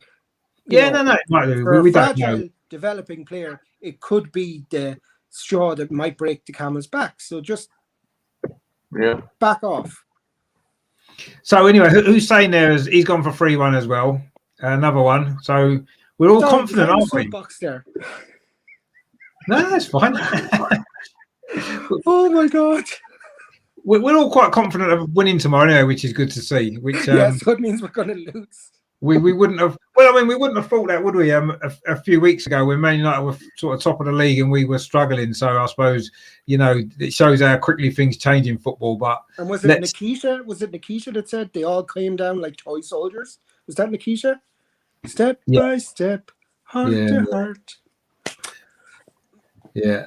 Well, that's exactly what they do. Funny story. I used to call George Nketiah Nikita. I thought that was a surname. And that's why you didn't do very well in that quiz the other night.